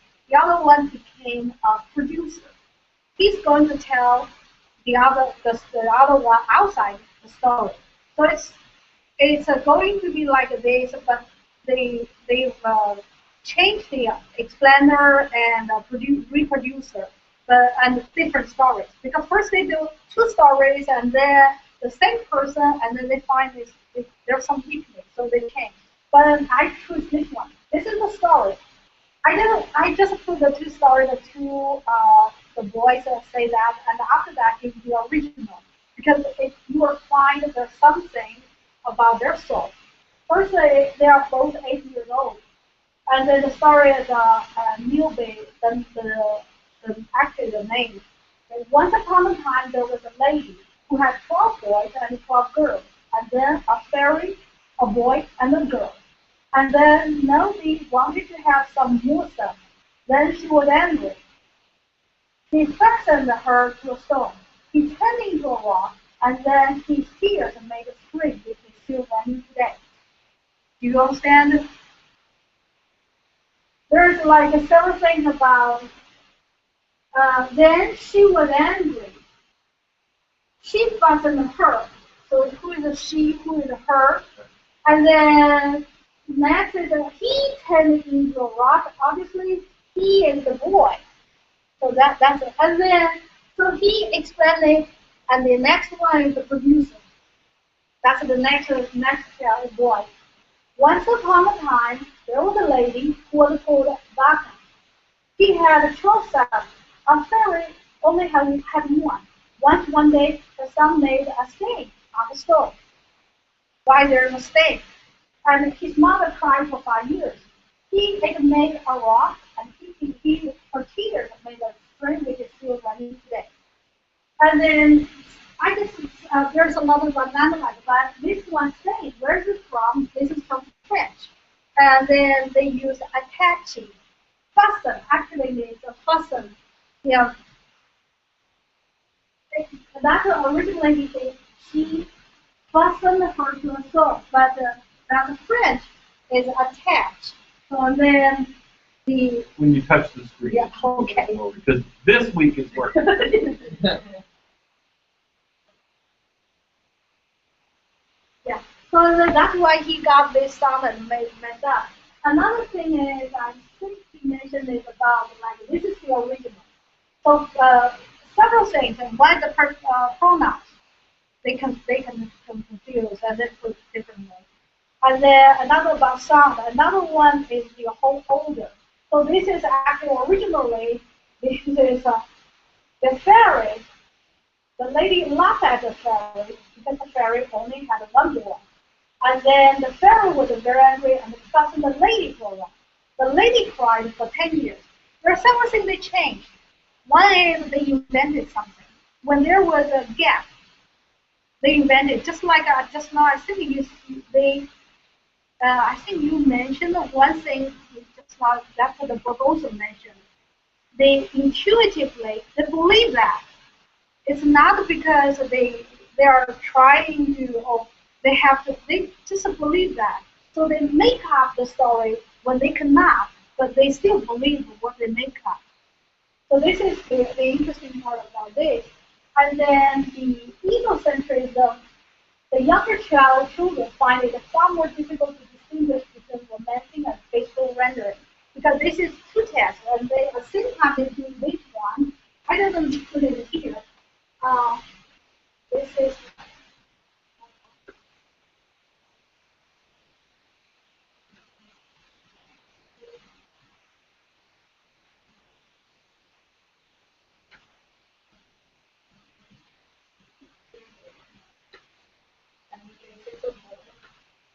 and then this is like basically they are going to give these two, like this is half. The other one is like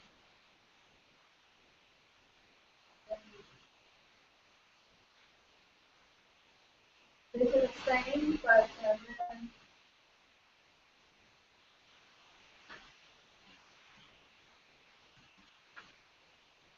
and then here is like this is water, and then this is no water. So it's they just give them and then the adult explain them how it works. Actually, it's like the full set or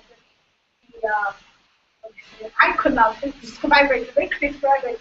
So how it works because it's the tube is armed and so it's open, so the water is going down to the wall. And then this one is when you are doing the full set this way, so it's closed, so the water cannot be fall down.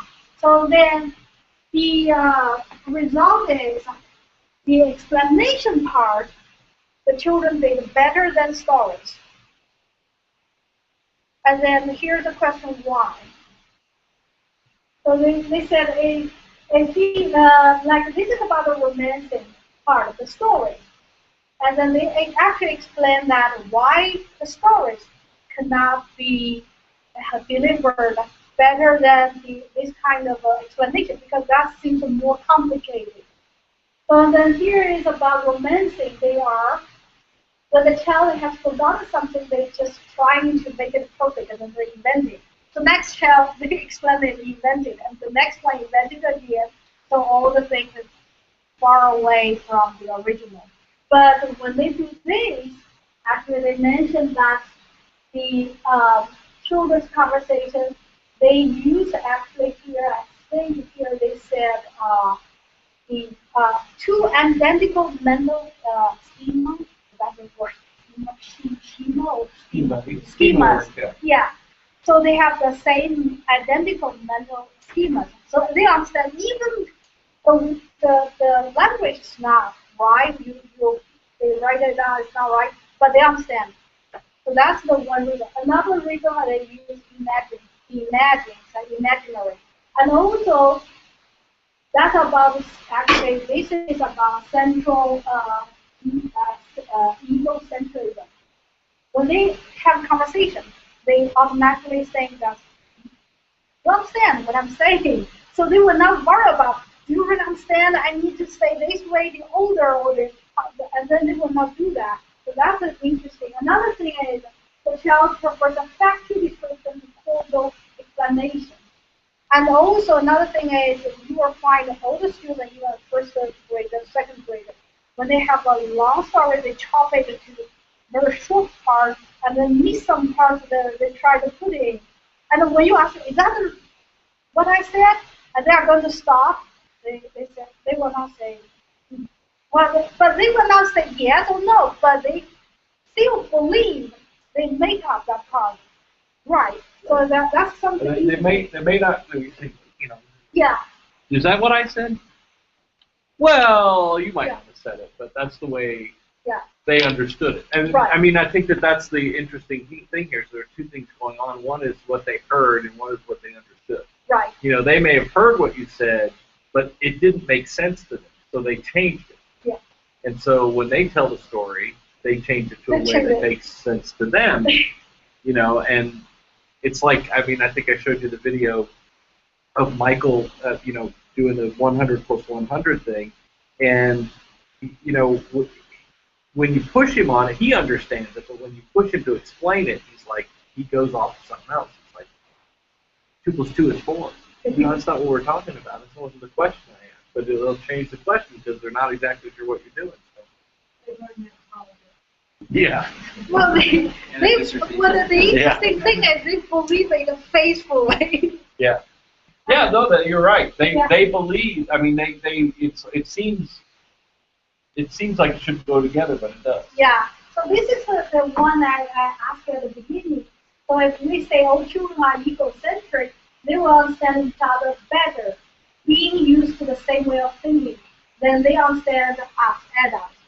Or on the contrary, the reasons of the very egocentrism, they will fail to understand each other properly, just because each other is really think only for himself. And then the answer here he gave is about explanations. Understanding between children is greatly inferior to understanding between standards and adults.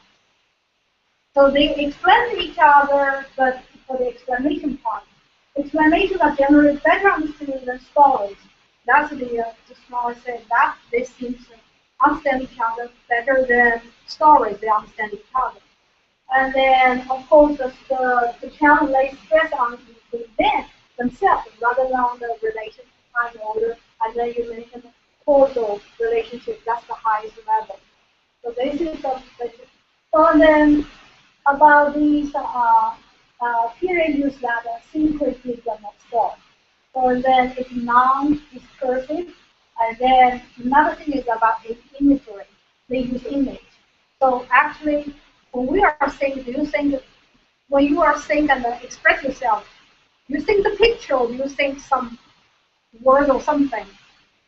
You see the word, yeah. Yeah.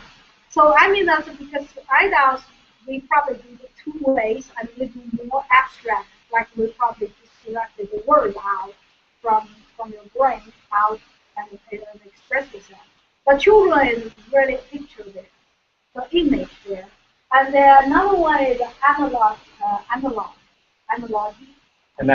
analogy. So that means that they are same age, 6.5 or 7.5. They have identical schemas. So then they understand even I'm not talking to you, you're not talking to me, and then we understand each other. So that's what sometimes you'll find in customers like this. And then of course this is what he did. And then that's why I did one thing, but I want to do it here, and I will show you the children do. It's just like this is the Chinese character, and we put the two characters together to that's from a story. And then I asked the children, they are 9 years old, and 9, 10, 11, and one is she is like 13. And then I just wanted to draw their attention. This is one story. I didn't tell them the story. I just wrote down the characters. And then because you are not exposed to, English speakers are not being exposed to the characters. The characters basically from image. So I want them to know, to see, before I tell you the story, tell me what you think this character looks like. And then, what's your story? You think I'm going to tell you. So then, I want you to look at it, because here they said that the children actually they have this visual schema. But after you're getting an out and you're going to lose it. So it's kind of like, we have an idea about this. What is this about? I see window and boat. Okay, this is a window and this is a boat. Well, the third one to me is a boat. Oh, the third one's. The third one's a boat to me. Okay. And then at the pier, at the very end, I'm not sure what that is, but that to me looks like buoys in the water. It's like, no, I see what you're saying. It's like either a buoy or, like you said, pier at first. It's like a lake with a tree and like a pier that goes out. And then the other one looks like dancing. To me, it looks like dancing. Okay. So I mean that's actually from what I see that it's did we get it right? Did we get it right? It's the answer. Tell me it's a tiger. Yeah, this is the answer. You're not gonna get that because I $20. $20. I didn't have their email because I didn't have the IRB, so I don't know them. Yeah, what are your thoughts? Here. I see tiger. Yeah, you said that there's a box. There's a box. I think it's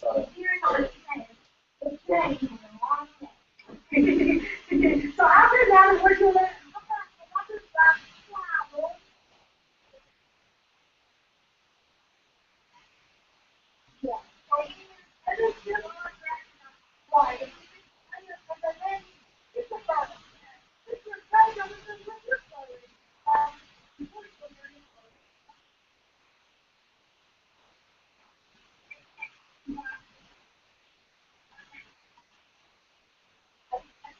That's a good one, yeah. Yeah, so there's another group I will not put it here, but I mean that's it's kind of interesting. You look at how they use their visual sense and then to really do. But the interesting thing is after 2 weeks I came back, they do not remember the song, how to pronounce it, but they look at the character immediately say, what is the meaning and what is this? So that's why the college students are struggling learning the characters, but the young children, they learn it immediately and they get it. Now, what was it again? One of them was dragon. Well, the story is a man, in ancient times there's a man, he was a great painter, and a dragon is a dragon. And then he painted the dragon, and then the thing is that he painted so well, he never got the eye of the dragon. So people ask him, why didn't every dragon has no is it pupil? Yeah, why you didn't do that? He said because I painted the dragon so well. Why dog that? That's not eye. Is a dog. This is the eye, and they are going to fly away. So people were laughing at him and saying, "You are really joking." And then he said, "You do not believe me." So he got the eye of the dragon, and all the dragons fly away. So that's basically the story. And then after they read the story, and I just show them the movie, the basics of parenting. Interesting. Yeah, so that's something I did, but I. Yes. All right. Well, thank you. Thank you. And thank you to everybody. And I know it's late, so I'm not going to keep you much longer. But I will send you an email about next week. And I'll